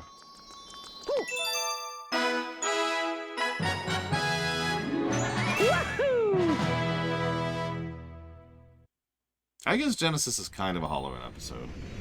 Yeah. Then again, so is Macrocosm. Oh. Yeah.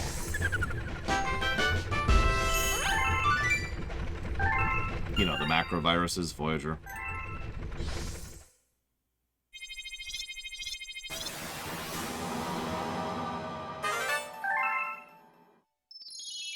Yeah, I could see Empok more. I could see that.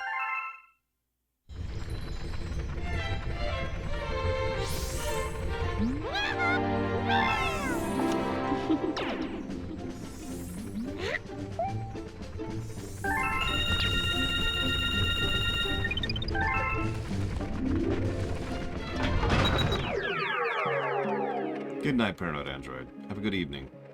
Good evening.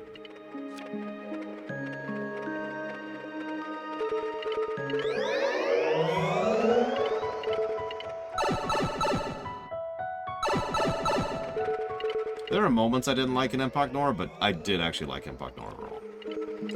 Whatever you do, don't watch my terrible, terrible 700. Yes? Oh, wow, that's... I wasn't ready for that. Okay. In that case, let's go... I guess that's a 700. Alright. Okay, well, I guess we're done for the night. Tomorrow, whenever I wake up, more of this. I'll see you guys.